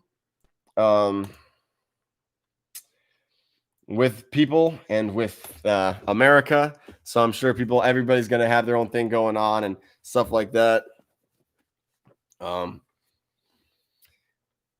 how sorry. I think I was on Reddit and seen a post that said, if you were immortal, you eventually have a 100% chance of being stuck in one place forever. Yeah, that's kind of terrifying. That is kind of terrifying. Oh yeah, Adam, what do I need to get my slate washed? Yeah, really, Adam. I need that, man. Sounds good, dude. Hit me up if you're down, figure some shit out. For sure, bro. Definitely, man. I definitely will hit you up. Just got to see the timing. But all right, everybody. I appreciate y'all so much for the support. Like I said, thank you, Juno, again. My brother, OG, helping me out. I appreciate it, man. Always showing up. Really can't put it into words how much, you know, Adam, dude, helped me out so much. Anybody else in the stream, you know, who's ever supported or donated or anything like that, I appreciate you guys so much. So drink the blood, Juno. I wish I could get fried and watch this election go down. Hey, yeah. Hit me back with your thoughts on those writings. I definitely will, Brandon. Definitely will. Thank you, everybody, for coming in, guys. Thank you so much. I'll hit some of you guys up and talk personally. If not, I might be in the Discord and I'll check in the Discord. Yeah, thank you guys so much for coming through. I appreciate everybody. Lee, thank you, bro. Keep it real, man. Adam, I love you, brother. Matt, dude, thank you for coming through, dude. I thought you said you were gonna go, but you stayed, and I appreciate it, man. Stay trippy, you amazing. Hey, Ari, yeah. Dab on the haters, Juno. You know it. Thank you, Ari. You too. Who else? Young human, if you're still in here, thank you for coming through. Jacob, you still in here? I appreciate you. Much love to everybody.